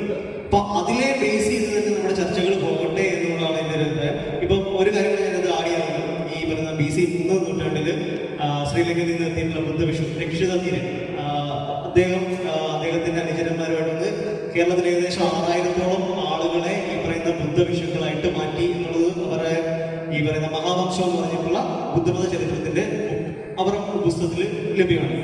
അത് BC 3-ാം നൂറ്റാണ്ടിലാണ്. അപ്പൊ നമ്മുടെ ചരിത്രം അത്രത്തേക്ക് പുറയിലേക്ക് പോകുന്നു. ഈ പുറയിലേക്ക് പോകും തോറും ഈ പറയുന്ന ഇതിനെ നമ്മളൊരു ഇപ്പോഴത്തെ ഒരു ട്രെൻഡ് ഉണ്ട്. ഇപ്പൊ അടുത്തിടെയായിട്ട് മറ്റു പ്രത്യേകിച്ച് പുതുതായിട്ട് വന്നിട്ടുള്ള മുസ്ലിം മതങ്ങൾ ഉൾപ്പെടെയുള്ളവർ കാണിക്കുന്ന ഒരു പുതിയ ട്രെൻഡാണ് അവരുടെ പുസ്തകത്തിൽ 6-ാം നൂറ്റാണ്ട് എഴുതിയ പുസ്തകത്തിന് ഇന്നത്തെ സയൻസിനെ കൂടെ ബാലൻസ് ചെയ്യുന്ന പരിപാടി. അതുപോലെ നമ്മളിതൊരു ചരിത്രരേഖയാണ്, അല്ലെങ്കിൽ ചരിത്രത്തിന്റെ ഏടുകൾ തപ്പിയാണ് നോക്കുന്നത്. അതിനെ നമ്മൾ ഈ പറയുന്ന ഇതിഹാസങ്ങളും പുരാണങ്ങളുമായിട്ടൊക്കെ ക്ലബ് ചെയ്ത് ഒരു അവിയിൽ വരുവാക്കരുതെന്നേ പറയുള്ളൂ. അപ്പം നമുക്ക് നമസ്കരിക്കപ്പെട്ട അല്ലെങ്കിൽ നമ്മളിൽ നിന്ന് ഒളിച്ചു വെക്കപ്പെട്ട വലിയൊരു ചരിത്രമുള്ള ഒരു ജനതയാണ് നമ്മൾ. അപ്പൊ ആ ഒരു അഭിമാനം അല്ലെങ്കിൽ ആ ഒരു ബോധം നമ്മളുണ്ടാകുക. പിന്നെ ഇങ്ങനൊരു ചർച്ചയിൽ ചേട്ടനോട് പറഞ്ഞ 59 ശാഖകളുടെ ഒരു ശുഷ്കമായ സദസ്സാണെന്നുള്ള രീതിയിലൊരു തോട്ട് വന്നു. എൻ്റെ ഒരു അഭിപ്രായം, എല്ലാ മതപ്രസ്ഥാനങ്ങളും എല്ലാ മതത്തായ സംഘടനകളും ഒക്കെ രൂപപ്പെടുന്നത് വളരെ ചെറിയ രീതിയിലുള്ള ഒരു തുടക്കമായിരിക്കും. പിന്നീടാണ് അത് വളർന്ന് വർദ്ധിച്ച് നമ്മളിപ്പോൾ ഒരു 4 വർഷം നട്ടാലും ചെറിയൊരു തൈയാണ്, അത് പിന്നീടാണ് വളർന്ന് വലുതായി വടവൃക്ഷമായി മാറുന്നത്. അപ്പം ഇങ്ങനെയുള്ള ചിന്താഗതികൾ നമ്മുടെ യുവാക്കളിലേക്ക് ഇട്ട് കൊടുക്കണം. ഇപ്പം ഒരുപക്ഷെ എനിക്ക് കിട്ടിയ ഒരു എക്സ്പോഷർ ഇന്നത്തെ കുട്ടികൾ നമുക്കറിയാം, ഈ പറഞ്ഞ ചരിത്രത്തിലോ മറ്റു കാര്യങ്ങളിലോ ഒന്നും അത്രത്തോളം ബോധവാന്മാർ അത്രത്തോളം ഇൻട്രസ്റ്റ് ഉണ്ടല്ലോ. അപ്പം അവരിലേക്ക് എത്തിക്കാൻ പറ്റുന്ന സാധനം നമ്മളെങ്ങനെ നമ്മളായി എന്നുള്ളത് നമ്മുടെ കുട്ടികളെ കൂടെ പഠിപ്പിക്കാൻ നമ്മുടെ ഈ പറയുന്ന രാജിയായിട്ടൊക്കെ ഉണ്ട് ഇവിടെ. അപ്പൊ അങ്ങനെ ഉള്ള രീതിയിൽ അതും കൂടെ നമുക്ക് ശരിയാണ്, ആധ്യാത്മികപരമായിട്ടുള്ള നല്ല രീതിയിൽ പഠിപ്പിക്കുന്നുണ്ട്. ഒപ്പം തന്നെ ഈ പറയുന്ന കാര്യങ്ങളിലും കൂടെ നമ്മുടെ ചരിത്രം കൂടെ എല്ലാവരും കൂടെ പഠിപ്പിക്കാൻ ശ്രമിക്കുക. എന്തായാലും ഈ ഒരു എഫേർട്ട് എല്ലാവരും നന്ദി അറിയിക്കുന്നു. ഒപ്പം ഈ ഒരു വിഷയം ഒരിക്കൽ കൂടി നല്ല രീതിയിൽ ഒരു ചർച്ചയ്ക്ക് വെക്കണം എന്നൊരു അഭ്യർത്ഥന കൂടി ഞാൻ വേദിയിൽ അറിയിക്കുകയാണ്. ശേഷം കണ്ടിന്യൂ ചെയ്യാൻ കുഴപ്പമില്ല. ഞാനിപ്പോൾ പറഞ്ഞപ്പോൾ ഈ പറഞ്ഞ ഓരോരോ തർക്കമിട്ടിടുന്നത് വേറൊന്നുമല്ല. ഇവിടെ സൂചിപ്പിച്ചത് നമ്മുടെ ലക്ഷ്യം ഇതിനകത്ത് സാമ്പ്രദായ വിധികളിലൂടെയോ ആചാര മര്യാദകളിലൂടെയോ ഈഴവ സമുദായത്തെ കടത്തിക്കൊണ്ടുപോവുകയല്ല, മറിച്ച് ഇന്നത്തെ സമൂഹത്തിന്റെ ദുർവ്യവസ്ഥിതികളെ ഇന്നത്തെ നമ്മളുടെ ചെറുപ്പക്കാരായ തലമുറയുൾപ്പെടെ അവരുടെ മനസ്സിൽ അച്ചിട്ടുറപ്പിച്ചു വെച്ചിരിക്കുന്ന ഒരു സാധനമുണ്ട്. ഞാൻ പിന്നാക്കക്കാരനാണെന്ന ഒരു തോന്നൽ, എന്തിനും ഏതിനും വരുമാനം എന്ന് കൊടുത്തുകൊണ്ട് മറ്റുള്ളവരുടെ ഇറാൻമുതലായി നിൽക്കുവാൻ തലകുറിച്ച് നിൽക്കുന്ന ഇന്നത്തെ യുവാക്കളെ കാണുമ്പോൾ വിഷമം തോന്നുന്നതുകൊണ്ടാണ് ഈ വിഷയം ചർച്ച ചെയ്യുന്നത്. ഈ ചർച്ചയിൽ എവിടെയും നിങ്ങൾക്ക് കണ്ടെത്താവുന്ന ഒരു സത്യമുണ്ട്. ഈഴവർ എവിടെ നിന്നും വന്നു എന്നതിലുപരി ഈഴവർ ചെറുതല്ലായിരുന്നു എന്ന് ബുദ്ധമത പാരമ്പര്യം എടുത്ത് നോക്കൂ. ഈഴവർ നല്ല കൃഷിക്കാരാണെന്ന് പറയുന്നു, വൈദ്യന്മാരാണെന്ന് പറയുന്നു, വ്യക്തമായ തെളിവുകളോടുകൂടി യോദ്ധാക്കളായ വില്ലോരാണെന്ന് പറയുന്നു. എങ്കിൽ നമ്മളുടെ ചരിത്രത്തിന്റെ നാളുകളിൽ എവിടെയും ഈഴവർ പിന്നാക്കക്കാരായിരുന്നില്ല. ഈഴവർ ഈ മണ്ണിന്റെ മണമുള്ള സംസ്കാരത്തിന്റെ ഉന്നത അധികാരങ്ങളിലും ഉന്നത ശ്രേണികളിലും നിന്നവരായിരുന്നു എന്ന യാഥാർത്ഥ്യം തിരിച്ചറിയുമ്പോൾ ആ ചോരയിൽ നിന്ന് ഒരുത്ത നമ്മൾ എന്തുകൊണ്ട് അടിമപ്പെട്ടു പോയി എന്ന യാഥാർത്ഥ്യം തിരിച്ചറിയേണ്ടിയിരിക്കുന്നു. അവിടെയാണ് രാജഭരണചക്രത്തിന്റെ തന്ത്രങ്ങളിൽ വീണുപോയവർ, ഭരണാധികാരായി കടന്നു വന്നവർ, നേരത്തെ ദിലീപ് ശാന്തി പറഞ്ഞ പോലെ പൂണൂരിട്ടത് ഒരു നമ്പൂതിരി വർഗം അടച്ചു ഭരിച്ചിരുന്ന ഒരു കാലഘട്ടം, അന്ധവിശ്വാസങ്ങളും അനാചാരങ്ങളും അത്തരത്തിൽ കടന്നു വിട്ടുകൊണ്ട് ഇവിടുത്തെ ബുദ്ധമത സമുദായങ്ങളിൽ ആണ്ടുപോയ ഈഴവരായിട്ടുള്ളവരെ അവരുടെ ആ സംസ്കാരത്തെ മാറ്റിയെടുത്തുകൊണ്ട് മറ്റെല്ലാവരെയും അവരവരുടെ കാഴ്ചവെട്ടിലെത്തിച്ചു. പക്ഷേ അന്ന് ആ ദുർവ്യവസ്ഥകളെ എതിർത്ത് നിന്നിരുന്ന ശക്തമായ ഒരു സമൂഹമായിരുന്നു ഇവിടുത്തെ ഈഴവ സമൂഹം എന്ന് നമ്മൾ കണ്ടെത്താൻ സാധിക്കും. എന്തായിരുന്നു ഈഴവരുടെ ദുരവസ്ഥയ്ക്ക് കാരണം? ഈഴവർ അന്നും എതിർത്തിരുന്നു. നേരത്തെ സൂചിപ്പിച്ചല്ലോ, പണ്ട് അതിന്റെ യാഥാർത്ഥ്യങ്ങളിലേക്ക് ഞാൻ കിടക്കുന്നില്ല. ആർ ശങ്കർ സാറും മന്നത്ത് പത്മനാഭനും തമ്മിലുള്ള ഒരു ചർച്ചയിൽ ഈഴവർ പന്നിക്കുഞ്ഞുങ്ങളെ പോലെ വിറ്റുകൊട്ടുന്നു എന്ന് പറഞ്ഞപ്പോൾ ശങ്കർ സാർ കൊടുത്ത മറുപടി അച്ഛനാരാണെന്ന് തിരിച്ചറിയാം എന്നതായിരുന്നു മറുപടി എന്ന് കേട്ടിട്ടുണ്ട്. എന്ന് പറഞ്ഞാൽ അന്നും ഇന്നും സ്ത്രീത്വത്തെ കാത്തു സൂക്ഷിച്ചുകൊണ്ട് അടിയറവ് പറയാതിരുന്ന ഒരു സമൂഹമായിരുന്നു ഈഴവരുടേതെന്ന് പറയപ്പെടുന്നു. എന്നാൽ ഈ കഴിഞ്ഞ ദിവസം കണ്ട ഒരു വാർത്ത, ഒരു ഒരു RSSന്റെ ഒരു മേധാവിയായ ഒരാൾ ഒരു വാർത്ത കിട്ടും. അദ്ദേഹം ഏതോ മതഗ്രന്ഥങ്ങളെ ചേർത്തുകൊണ്ടാണ് ഒരു പോസ്റ്റ് ഇട്ടത്. 7 വർഷങ്ങൾ വ്യഭിചാരികളായിരുന്നു എന്ന് പറഞ്ഞൊരു വാർത്താ പോസ്റ്റ് കണ്ടു. ഏതാനും നിമിഷങ്ങൾക്കകം സൈബർ സൈക്കിൾ ഒരു കോൾ വന്നു. ഞാൻ ചോദിച്ചു, ആരാണെന്ന് അത് കണ്ടെത്തണം, ആ ചരിത്രം എവിടുന്ന് കിട്ടിയെന്ന് അറിയണം. സത്യസന്ധമല്ലാത്ത ചരിത്രങ്ങൾ ആരുടെയെങ്കിലും വാക്കുകൾ കേട്ടുകൊണ്ടിടാൻ പാടില്ല എന്ന തിരിച്ചറിവ്. അവിടെ മദ്യക്കുപ്പി പിടിച്ചുകൊണ്ട് നിൽക്കുന്ന ഈ പറയുന്ന ചാണ്ടോരെന്ന് പറയുന്ന മദ്യപാരന്മാരായിട്ടുള്ളവരുടെ ഒരു കഥ വെച്ചുകൊണ്ടാണ് അത് ഈഴവ ചരിത്രമായി വ്യാഖ്യാനിച്ചുകൊണ്ട് ആ പ്രശസ്തനായ ആ വ്യക്തി എടുത്തിരിക്കുന്നത്. ഏതാനും നിമിഷങ്ങൾ പറഞ്ഞു, പ്രതികരണങ്ങൾ വരും, കൃത്യമായ മറുപടികൾ വരും, തലേ തുണിയിട്ട് പോകരുതെന്ന് പറഞ്ഞപ്പോൾ നായർ യുവാവായ അദ്ദേഹം ഏതാനും നിമിഷങ്ങൾക്കകം ആ പോസ്റ്റ് പിൻവലിച്ചു. അത് പിൻവലിക്കാൻ കാരണം തന്റെ ഇടത്തോടുകൂടി പറയാൻ സാധിച്ചതുകൊണ്ടാണ്. കോട്ടയത്താണ് കഥ കേട്ടോ. കോട്ടയത്ത് ആ തന്റെ ഇടത്തോടുകൂടി നമ്മുടെ സൈബർ സേനയുടെ പയ്യനോട് പറഞ്ഞു, ചെയ്തു കൊള്ളാൻ പറഞ്ഞു. അങ്ങനെ വിളിച്ചു ചോദിച്ചപ്പോൾ അതിന് മറുപടി പറയുമെന്ന് പറഞ്ഞപ്പോൾ അവർ പിന്മാറി. പ്രിയമുള്ളവരെ, ഞാനിത് പറഞ്ഞത് ഇന്ന് പല ചരിത്രവും ഇവിടേക്ക് കടന്നു വന്ന ഇസ്ലാം ആവട്ടെ, ഇവിടേക്ക് കടന്നു വന്ന ക്രിസ്ത്യൻ ആവട്ടെ, അവരുടെ മിഷണറിമാരാകട്ടെ, ഇവിടുത്തെ വ്യവസ്ഥിതികളിൽ എല്ലാം അവരുടേതാണെന്ന് സ്ഥാപിച്ചെടുക്കുമ്പോൾ പറയാനറിയാത്ത നമ്മളുടെ പാവപ്പെട്ട സഹോദരന്മാർ അതിന് ലൈക്കും കമന്റും ചെയ്തുകൊണ്ട് പറയുന്ന നമ്മളെ കൊഞ്ഞനം കുത്തുന്ന കാഴ്ചകൾ കണ്ടുവരുന്നു പല പ്രഭാഷണ വേദികളും. ഞാൻ ചോദിക്കട്ടെ, ഞാൻ ഇവിടെ നിന്നിപ്പോൾ വിളിച്ചു പറയുകയാണ് മൈക്കിൽ കൂടെ,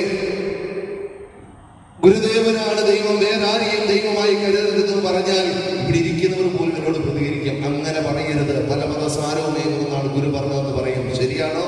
ശരിയാണോ? ഈ നമ്മൾ ദിവസവും ഖുർആൻ കേൾക്കുന്നവരല്ലേ? ഈ ദിവസവും ബാങ്കുവിളി കേൾക്കുന്നവരല്ലേ? ആ ബാങ്കുവിളിയിൽ എന്താ പറയുന്നത്?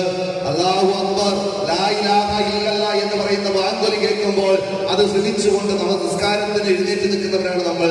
അല്ലാഹു അല്ലാതെ മറ്റൊരു ദൈവമില്ല എന്ന വചനത്തെ കേട്ടുകൊണ്ട് ദിവസവും പരസ്യമായി പറയുമ്പോൾ മതേതരത്വത്തിന്റെ മുഖംമൂടി അഴിഞ്ഞു വീഴുന്നത് നമുക്ക് കാണാൻ സാധിക്കും. അങ്ങനെ മതേതരത്വത്തിന്റെ യഥാർത്ഥ മുഖമുള്ള പച്ചയായ മനുഷ്യരായ നമ്മുടെ മുന്നിലേക്ക് മതേതരത്വത്തിന്റെ മുഖം മൂടി അണിഞ്ഞവർ ചരിത്ര സംഭവങ്ങളെ വളച്ചൊടിച്ചു മാറ്റാൻ ശ്രമിക്കുമ്പോൾ അല്പമെങ്കിലും നാളുകളെ പറഞ്ഞു കൊടുക്കുവാൻ ഇതുപോലെയുള്ള ചെറുപ്പക്കാരിൽ വന്ന് സംസാരിച്ചപ്പോൾ സത്യത്തിൽ അഭിമാനം തോന്നി. കാരണം രണ്ടുപേരിൽ സംസാരിച്ചില്ലേ?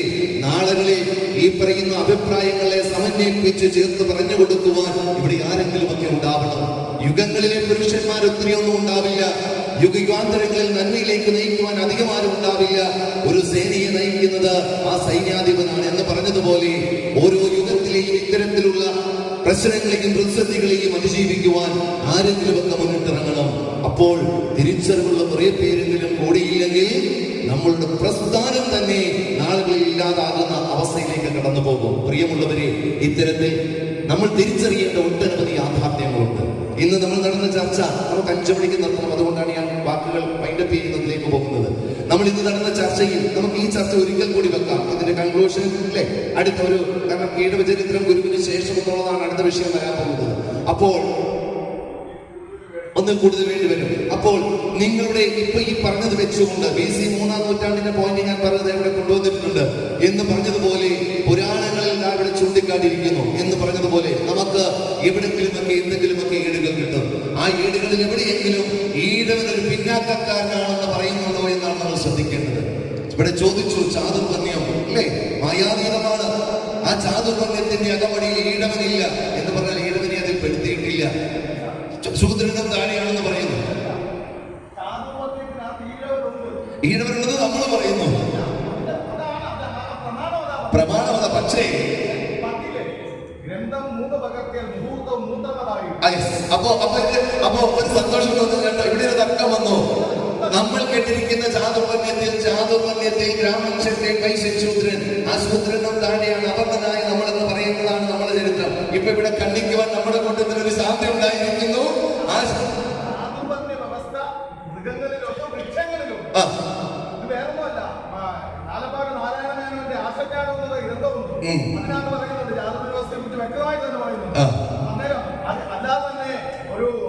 വാസ്തുശാസ്ത്രത്തിലെ ഒരു ഗ്രന്ഥമുണ്ട്. അതിനകത്ത് പറയുന്നുണ്ട് ചാതുർവർണ്ണ്യ വ്യവസ്ഥ എങ്ങനെ ഉണ്ടായതെന്ന് വ്യക്തമാക്കി പറയുന്നുണ്ട്. പിന്നെ വജ്രസൂചികോപനിഷത്ത് ആരാണ് ബ്രാഹ്മണൻ എന്ന് വ്യക്തമാക്കി പറയുന്നുണ്ട്. അതുപോലെ തന്നെ പക്ഷെ ആ പറയുന്ന ബ്രാഹ്മണനാണോ ഇന്ന് നമ്മൾ കാണുന്ന ബ്രാഹ്മണൻ? തർക്കിക്കുക. നമ്മുടെ കൂട്ടത്തിലുള്ള ബ്രാഹ്മണൻ, നമ്മൾ ഇന്ന് ബ്രാഹ്മണനെ കാണുന്നത് പൂണൂരിട്ട നമ്പൂതിരിയുടെ മക്കളായ ബ്രാഹ്മണരുടെ മുന്നിൽ പോയി ഓച്ചാരിച്ച് നിൽക്കുന്നത് നമ്മളുടെ സമൂഹം തിരിച്ചറിയണ്ടേ? അതെ, അങ്ങനെയോട് വരട്ടെ.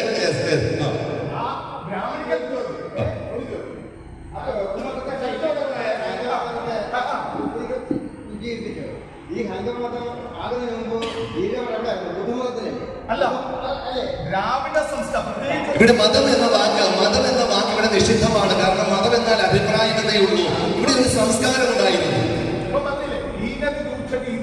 കൊള്ളാത്തതിനെ ത്യജിക്കുന്നവനെ ഹിന്ദു എന്ന് വിളിച്ചു ഇല്ലേ? കൊള്ളാത്തതിനെ ത്യജിക്കുന്നവനെ കാലാകാലങ്ങളിൽ വന്ന പ്രാമാണിക വശമുള്ള പണ്ഡിതന്മാർ ഓരോന്ന് എഴുതി ചേർത്തു. അതിനെ ശ്രുതികളായി ശ്രുതികളായിട്ട് നമ്മൾ സിന്ധു നദീതടത്തിൽ നിന്നുള്ള സംസ്കാരത്തിന്റെ അഭിപ്രായം ശോഷിച്ചാണ് ഹിന്ദുമതം ഹിന്ദുമതമായതെന്നും ചരിത്രമില്ലേ?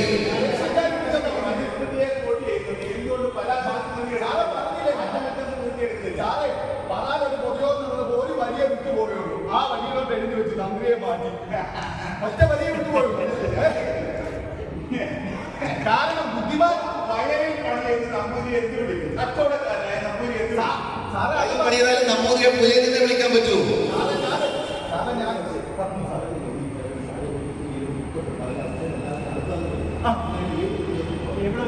സാറേ ഒരു കാര്യം പറയാം. വേദം പഠിച്ചാൽ അവനെ ബ്രാഹ്മണൻ എന്ന് വിളിക്കാം. അവൻ കച്ചവടം ചെയ്യുന്നെങ്കിൽ അപ്പൊ ബ്രഹ്മജ്ഞാനി ബ്രാഹ്മണൻ എന്ന തത്വത്തിലേക്ക് കടന്നു വരുന്നു. അതല്ല അതിന് ശരിക്കുള്ള പ്രമാണമല്ല. 8 കാര്യങ്ങൾ ആരിലുണ്ട് അവനെ ബ്രാഹ്മണൻ എന്ന് വിളിക്കാം. ലോകസ്തവോ ദേവോദാനം സത്യം ശൗചം നിരാസംഭം. 8 കാര്യങ്ങൾ ആരിലുണ്ടോ അവനെ ബ്രാഹ്മണൻ എന്ന് വിളിക്കാം. ഓക്കെ. ഇപ്പം ബ്രഹ്മത്തെ അറിഞ്ഞവനെ ബ്രാഹ്മണൻ എന്ന് വിളിച്ചു. പഠനായിട്ടുള്ളവനെ ക്ഷത്രിയനെന്ന് വിളിച്ചു. അപ്പൊ സുഹൃത്ത ബ്രാഹ്മണായ നമഃ എന്ന മന്ത്രത്തിൽ ഗുരുവിനെ ബ്രാഹ്മണൻ എന്ന് വിളിക്കുന്നുണ്ടല്ലോ.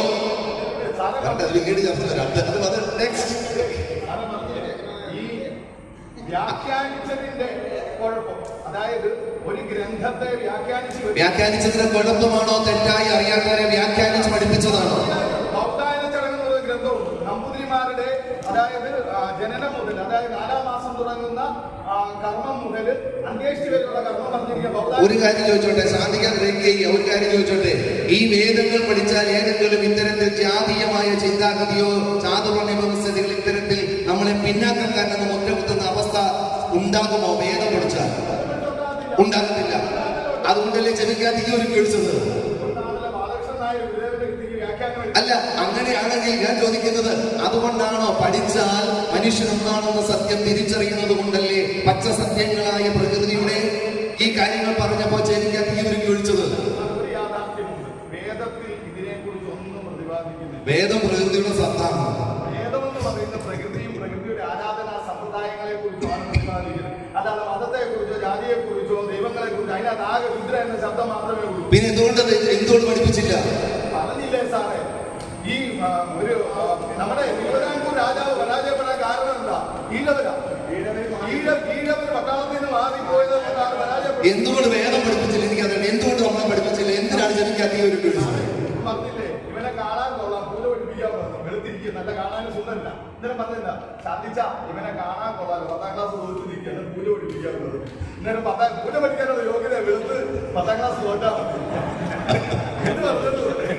ഈ ഓരോ, അതായത് ഇതിന്റെ ശരിക്കുള്ള നിയമം എന്ന് പറഞ്ഞാൽ നമ്മളൊന്ന് ഒരു കാര്യം ചിന്തിച്ചാൽ മതി. പത്മനാഭദാസന്മാരായിരുന്നു രാജാക്കന്മാര്. അതിന് പത്മനാഭദാസന്മാരായിട്ട് അവരുടെ സ്വത്തുക്കളെല്ലാം രാജാവിന് കാഴ്ചവെച്ചു. അന്നേരം അതിന് പൂജകന്മാരായിട്ട് വന്ന ആര്യന്മാരും അവര് നല്ല സുന്ദരന്മാരുമായിരുന്നു. അവരുടേതായിരിക്കുന്ന വ്യവസ്ഥിതികൾ ഇതിനകത്തെല്ലാം എഴുതി. രാജാക്കന്മാരെ കൈമണി അടിച്ച് അവരോടൊപ്പം ചേർന്നിട്ട് രാജഭരണ കാലഘട്ടത്തിൽ രാജാവിനെ കൊണ്ട് രാജശാസനം നടപ്പിലാക്കി. അതല്ലേ സത്യം? രാജാവിനെ കൊണ്ട് രാജശാസനമാക്കി നടപ്പിലാക്കി.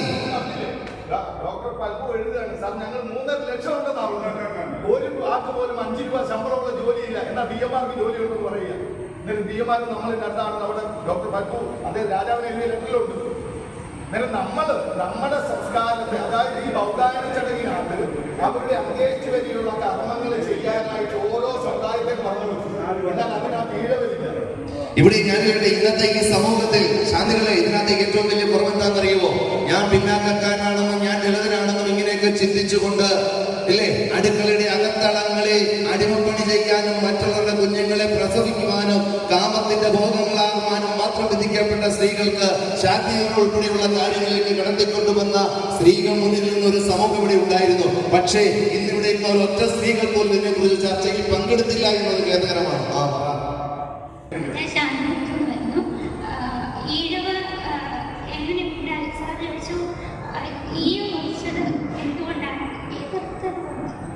എതിർത്തതുകൊണ്ടാണ്.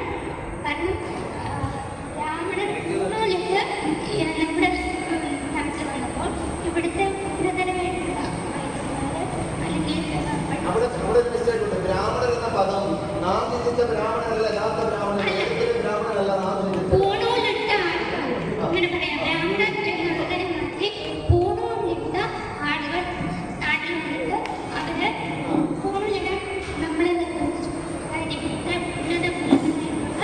ഈഴവരായിട്ടുള്ള നമ്മളെ നിർബന്ധിച്ചു. ആ സമയത്ത് അതിനെ എതിർത്ത കുറെ ആൾക്കാരുണ്ട്. കുറെ പേര് പൂണൂലിട്ടു, അവരെ പേടിച്ച് നിന്ന് പൂണൂലിട്ടു. ആ പൂണൂലിട്ട അവരെ ബാക്കിയുള്ളവരെ ഈഴവർ എന്ന് ജാതിക്കാർ എന്ന് താഴ്ത്തി. അതാണ് ഞാൻ കേട്ടത്. സന്തോഷം. ഇതിനകത്ത് പങ്കെടുത്തതിൽ വളരെ സന്തോഷമുണ്ട്. വനിതകളൊക്കെ ഇതിനകത്തേക്ക് ഞാൻ പറഞ്ഞത് ചർച്ചകളിൽ നമ്മൾ കടന്നു വരണം, നമുക്കറിയാവുന്ന കാര്യങ്ങൾ പറയണം. കാരണം നമ്മൾ ഇത്തരത്തിൽ ഊർജ്ജസ്വലമായി മുന്നേറേണ്ടവരാണ്.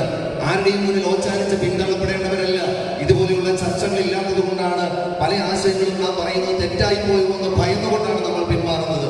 അതുകൊണ്ടാണ് ഇന്ന് പലരും ഈഴവനാണെന്ന് വഴി കാണിച്ചുകൊണ്ട് കഴിഞ്ഞ ഗുരുവിന് ശേഷമുള്ള കാലഘട്ടം വരട്ടെ ഗുരു ഇത്തരത്തിൽ വിഭാവനം ചെയ്തിട്ടും പൂണൂലിട്ടുകൊണ്ടും അല്ലെങ്കിൽ ഞാൻ നായരാണെന്ന് പറഞ്ഞുകൊണ്ടും സമൂഹത്തിൽ മാന്യന്മാരായി നടന്ന ഈഴവ നമ്പൂതിരിമാരുള്ള നാടാണിത്.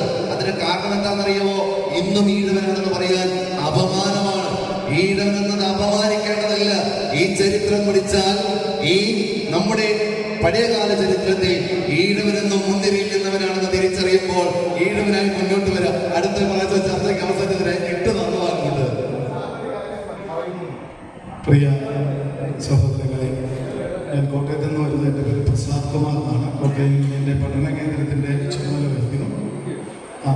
കാലിനൊരു ചെറിയ പ്രശ്നമുണ്ട്. തീരുമാനമായിട്ട് പോയിട്ട് സദ്യയാണ് 4:30 പോകേണ്ടതാണ്. സാറ് ഇവരെ എന്നോട് പറഞ്ഞു. അപ്പോൾ ഇതിൻ്റെ ഒരു വിഷയമാണ് കൂടുതൽ നമ്മളെ ആകർഷിച്ചത്. അതുകൊണ്ട് തന്നെ അത് അറിയണം, ഒരു പഠിതാവ് എന്നുള്ള നിലയിൽ അറിയാനുള്ളൊരു ആഗ്രഹത്തിനാണ് വന്നത്. ഇവിടെ വന്നപ്പോൾ ശരിക്കും പറഞ്ഞാൽ ഒന്നും പറ്റുന്നില്ല, പോകാതിരിക്കാനും പറ്റുന്നില്ല, ഇവിടെ ഇരിക്കാനും പറ്റുന്നില്ല. ആഗ്രഹിക്കും, അറിയണമെന്നുള്ള ആഗ്രഹം, ഒരുപാട് ചർച്ചകൾ, ഒരുപാട് കാര്യങ്ങൾ. ശരിക്കും പറഞ്ഞാൽ ഒരു അഭിമാനം തോന്നുന്ന തരത്തിലേക്ക് നമ്മുടെ മനസ്സിലേക്ക്, നമ്മുടെ എല്ലാവരുടെയും മനസ്സിലേക്ക് ഒരു ഫയർ ഉണ്ടായിട്ടുണ്ടെന്നുള്ളത് സത്യമാണ്. കാരണം ഈഴവരെന്ന് പറയുന്നത് അത്ര കുറവുള്ള ആളുകളല്ല, അവർ ശ്രേഷ്ഠന്മാരാണ് എന്നുള്ളതാണ് ഇതിലൂടെ നമുക്ക് മനസ്സിലാക്കാൻ പറ്റുന്നത്. പിന്നെ നടേശൻ സാർ നമ്മളെ കണ്ണപ്പനുണ്ണിയായിട്ടും ആരോപനുണ്ണിയായിട്ടും ചേർത്ത് വെച്ചിട്ട് ശരിക്കും പറഞ്ഞാൽ രോമാഞ്ചം തോന്നും. കാരണം അവരൊക്കെ ആരാ പുള്ളികൾ, ഇപ്പം നമ്മൾ ഒട്ടും കുറഞ്ഞവരല്ല. പിന്നെ മനോഹർ സാർ പറഞ്ഞപ്പോൾ അതിനകത്ത് ചെത്ത് ഒരു തൊഴിൽ അത് അല്പം കുറവുള്ളതായിട്ട് സൂചിപ്പിച്ചു. ശരിക്കും പറഞ്ഞാൽ നല്ല ബുദ്ധി പ്രയോഗിക്കുന്ന ഒരു തൊഴിലാണ്. ശരിക്കും നല്ല ആയാസമുള്ള തെങ്ങിന് മുകളിൽ കയറി ഈ കാര്യങ്ങളൊക്കെ ചെയ്യണമെന്ന് ഒരിക്കലും ഞാൻ അതിനെ കുറച്ച് പറയല്ല. നമ്മുടെ കുലത്തൊഴിൽ എന്ന് ഒരു പ്രചാരം വന്നിട്ടുണ്ട്, അതാണ് അദ്ദേഹം സൂചിപ്പിച്ചത്. പക്ഷെ ആ ചെത്ത് എന്നുള്ളത് അതൊരു അഭിമാനത്തോടു കൂടി ചെയ്യാൻ പറ്റുന്നതാണെങ്കിൽ അത് അങ്ങനെ തന്നെയാണ്. മദ്യം വിഷമാണ്, അത് ഉണ്ടാക്കരുത്, കൊടുക്കരുത്, കുടിക്കരുതെന്ന് ഗുരു നമ്മളോട് ഉപദേശിച്ചതനുസരിച്ച് അത് കുറഞ്ഞു വരികയും ഇപ്പൊ പാടെ നമ്മുടെ ഇടയിൽ കുറഞ്ഞു വരികയും ചെയ്യാണ്. നമ്മൾ വൈദ്യവും കൃഷിയും ജ്യോതിഷവും ഒക്കെ ചെയ്യുന്നവരാണ് നമ്മുടെ ഇടയിൽ കൂടുതൽ, ബിസിനസ് ചെയ്യുന്നവരാണ് കൂടുതൽ. അപ്പോ അന്നത്തെ കാലത്ത് ഏറ്റവും കൂടുതൽ ആയാസമുള്ള ഒരു ജോലി എന്നുള്ള നിലയിൽ അത് ചെയ്യാനായിട്ട് മുന്നോട്ടിറങ്ങിയത് നമ്മുടെ ഇടയിലുള്ള സഹോദരന്മാരാണ്.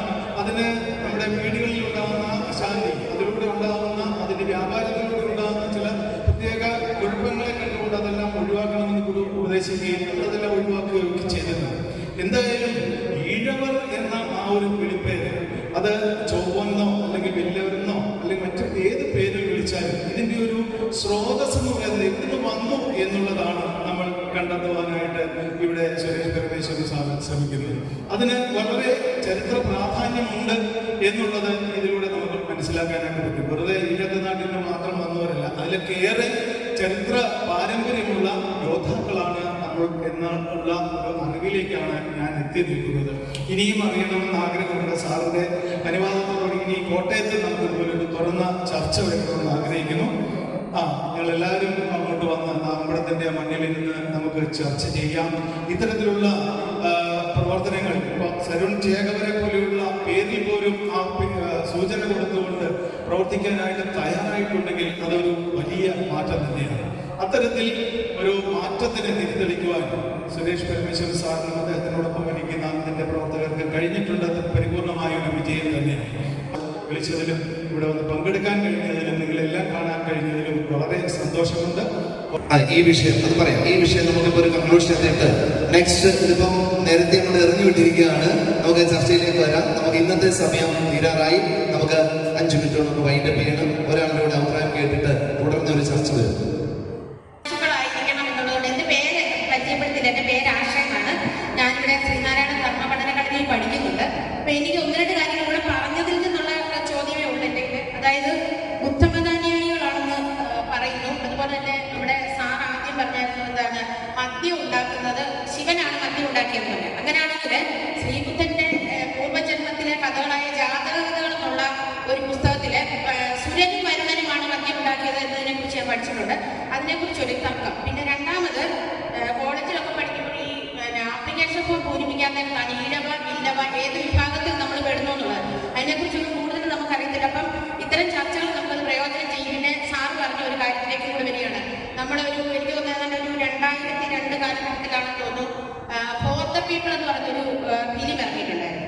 അപ്പൊ അതില് അവര് കാണിക്കുന്ന 4 ചെറുപ്പക്കാർ കാണിക്കുന്ന നീതിബോധം അത് അടുത്ത ആളുകളിലേക്ക് പകർത്തി കൊടുക്കുക എന്നുള്ള ഉദ്ദേശത്തോടെയാണ് അതിന്റെ കഥ പോകുന്നത്. അപ്പൊ എന്ന് പറഞ്ഞ പോലെ തന്നെ സാർ ഇവിടെ പറഞ്ഞിട്ടുണ്ട്. പിന്നെ കാലങ്ങൾക്ക് മുമ്പ് ഞാൻ എന്താ പറയുക, ചരിത്ര പഠനമൊന്നുമല്ലായിരുന്നു. ഞാൻ ഫസ്റ്റ് ഗ്രൂപ്പ് എടുത്തായിരുന്നു പഠിച്ചത്. കാരണം ഡിഗ്രി BSc മാത്സായിരുന്നു എടുത്തിരുന്നത്. അതുകൊണ്ട് ചരിത്രം കൂടുതൽ അറിഞ്ഞില്ലെങ്കിൽ പോലും വായനയോടുള്ള ഇഷ്ടം കൊണ്ടാന്ന് തോന്നുന്നു. ഏൻഷ്യന്റ് ഇന്ത്യ എന്ന് പറഞ്ഞൊരു പുസ്തകത്തിൽ ചരിത്രം പഠിക്കുന്ന കുട്ടികൾക്കറിയായിരിക്കും അല്ലേ. ആര്യദ്രാവിഡ സംസ്കാരത്തെ കുറിച്ചൊക്കെ എൻ്റെ പ്രതിപാദിക്കുന്നുണ്ട്. ഒരുപാട് കാലങ്ങൾക്ക് മുമ്പ് വായിച്ചാണ്. ഓർമ്മയിലൊന്നും ഇപ്പൊ അവിടെ ഇരിക്കുന്നില്ല കാര്യങ്ങളൊക്കെ. ഇത്രയും കാര്യങ്ങളൊക്കെയാണ് എനിക്ക് പറയാനുള്ളത്. ഇതിനകത്ത് പോയിന്റ് ബാക്കിയുള്ള കാര്യങ്ങൾ നമുക്ക് തുടർന്നും ഈ ചർച്ച പിന്നെ എന്തായാലും ഫയറായിട്ടുണ്ട്. ഇത് തുടർന്ന് മുന്നോട്ട് വരുമ്പോൾ തീർച്ചയായിട്ടും ഒരുപാട് കാര്യങ്ങൾ പഠിക്കാൻ സാധിക്കും എന്നുള്ള കാര്യത്തിൽ തർക്കമില്ല. അതുകൊണ്ടാണ് ഞങ്ങളെ ഇവിടെ പഠിപ്പിക്കുന്ന രണ്ടുപേരാണ് സുരേഷ് സാറിന്റെ അഭാവത്തിൽ നമ്മുടെ രാജീവ് സാർ നല്ലതായിട്ട് പറഞ്ഞു തരാറുണ്ട്. അപ്പോൾ സാറാണെങ്കിൽ ഞങ്ങൾ വന്നപ്പോൾ അന്ന് പത്തനാട്ടിൽ നിന്ന് ഇവിടെ വരെ വന്നല്ലോ, അവിടെ കിടക്കുന്നവർ ഇവിടെ വന്നല്ലോ എന്നുള്ളത് നമുക്കിത് അറിയാനുള്ള ആഗ്രഹം കൊണ്ട് മാത്രം വന്നതാണ്. ഇത്രയും മാത്രം പറഞ്ഞു. പിന്നെ സുരേഷ് സാറിനെ സംബന്ധിച്ച് ഒരു കാര്യം കൂടെ അതുകൂടെ പറഞ്ഞിട്ട് ഞാൻ നിർത്തിയേക്കാം. സാറിനെ സംബന്ധിച്ച് ഞാൻ പഠിപ്പിക്കുന്ന ബാലവേദിയിലെ ഒരു കുട്ടി, നിങ്ങളെ അവിടെ ആരാ പഠിപ്പിക്കുന്ന സുരേഷ് സാർ അങ്ങനെ അവന് യൂണിയൻ സെക്രട്ടറി ഒന്നും അത്രയൊന്നും അറിയാനായിട്ടില്ല. അവൻ എന്നോട് ചോദിച്ച പിന്നെ ഗുരുവിനെ കലക്കി കുടിച്ചിട്ട് വരുന്ന ആ സാറാണോ എന്നാണ് അവനോട് ചോദിച്ചത്. അപ്പൊ ഞാൻ പറഞ്ഞ പോലെ ഇപ്പൊ എനിക്കതല്ല, അതിനപ്പുറത്തോട്ട് പറയേണ്ടി വരുന്നു. മലയാള ഭാഷയെ കലക്കി കുടിച്ച, അതല്ലെങ്കിൽ മലയാളത്തിന്റെ വേദ പുരാണ ഇതിഹാസങ്ങൾ മുഴുവൻ കലക്കി കുടിച്ച കാരണം എന്താണെന്ന് ചോദിച്ചാൽ അതിനൊരു കാരണങ്ങളുണ്ട്. സാർ ഇതുവരെ പറഞ്ഞിട്ടില്ല, എങ്ങും വെളിപ്പെടുത്തിയതായിട്ട് എനിക്ക് ഓർമ്മയില്ല. പക്ഷേ ഞങ്ങളുടെ നാടിനടുത്തുള്ള ചമ്പക്കര സാറിന്റെ സ്ഥലമാണ്, ചമ്പക്കര ദേവീക്ഷേത്രത്തില് സാറിന്റെ ഒരു പ്രഭാഷണം കഴിഞ്ഞപ്പോൾ സ്വാമി മുതിച്ചൈതന്യ അദ്ദേഹത്തിന് ഇട്ടിരുന്ന ഷാൾ ഊരി സാറിന് ഇട്ടു. അത്രത്തോളം. അപ്പൊ അത് കഴിഞ്ഞപ്പോൾ അവിടുത്തെ പല നായക സ്ത്രീകളും എന്നോട് വന്ന് ചോദിച്ചു, നിങ്ങളുടെ യൂണിയൻ സെക്രട്ടറി ആണ് കൊള്ളാമല്ലോ, ഞങ്ങൾ വിചാരിച്ചതല്ലെന്ന്. അപ്പോഴും പിന്നെ അതുപോലെ തന്നെ പിന്നെ ഗുരുവിന്റെ കാലഘട്ടത്തിലേക്ക് വന്ന കുറെ ചോദ്യങ്ങളുണ്ട് എന്റെ കയ്യിൽ. കാരണം ചീരപ്പച്ചിറയുമായിട്ടൊക്കെ ബന്ധപ്പെട്ട, കാരണം ചരിത്രം പറയുന്നത് 400-800 വർഷങ്ങൾക്ക് മുമ്പാണ് അയ്യപ്പന്റെ ചരിത്രമൊക്കെ പറയുന്നത്. അതൊക്കെ ഗുരുവിന്റെ കാലഘട്ടത്തിലേക്ക് വരുമ്പോൾ ഞാൻ ചോദിച്ചു കൊള്ളാം, എനിക്ക് ഒത്തിരി സംശയങ്ങളുണ്ട്. എങ്കിൽ പോലും ഞാൻ പറയുന്നത് അത്രത്തോളം ആ ഒരു വിദ്യാഭ്യാസം, ഗുരു എന്താണ് വിദ്യാഭ്യാസം ഉദ്ദേശിച്ചത്, ആ തരത്തിലേക്ക് നമുക്ക് കിട്ടിയ യൂണിയൻ സെക്രട്ടറി നമ്മുടെ ഒരു ഭാഗ്യം തന്നെയാണ്, എന്റെ ഗുരുനാഥനും കൂടെയാണ്. അതുകൊണ്ട് ബാക്കി കാര്യങ്ങളൊക്കെ സാറ് പറഞ്ഞോളൂ. ഞാൻ നിങ്ങളിൽ നിന്ന് വല്ലതും പഠിക്കാൻ വേണ്ടി എവിടെ വന്നത്? ഇവിടെ ഒത്തിരി അറിവുള്ളവരുണ്ട്.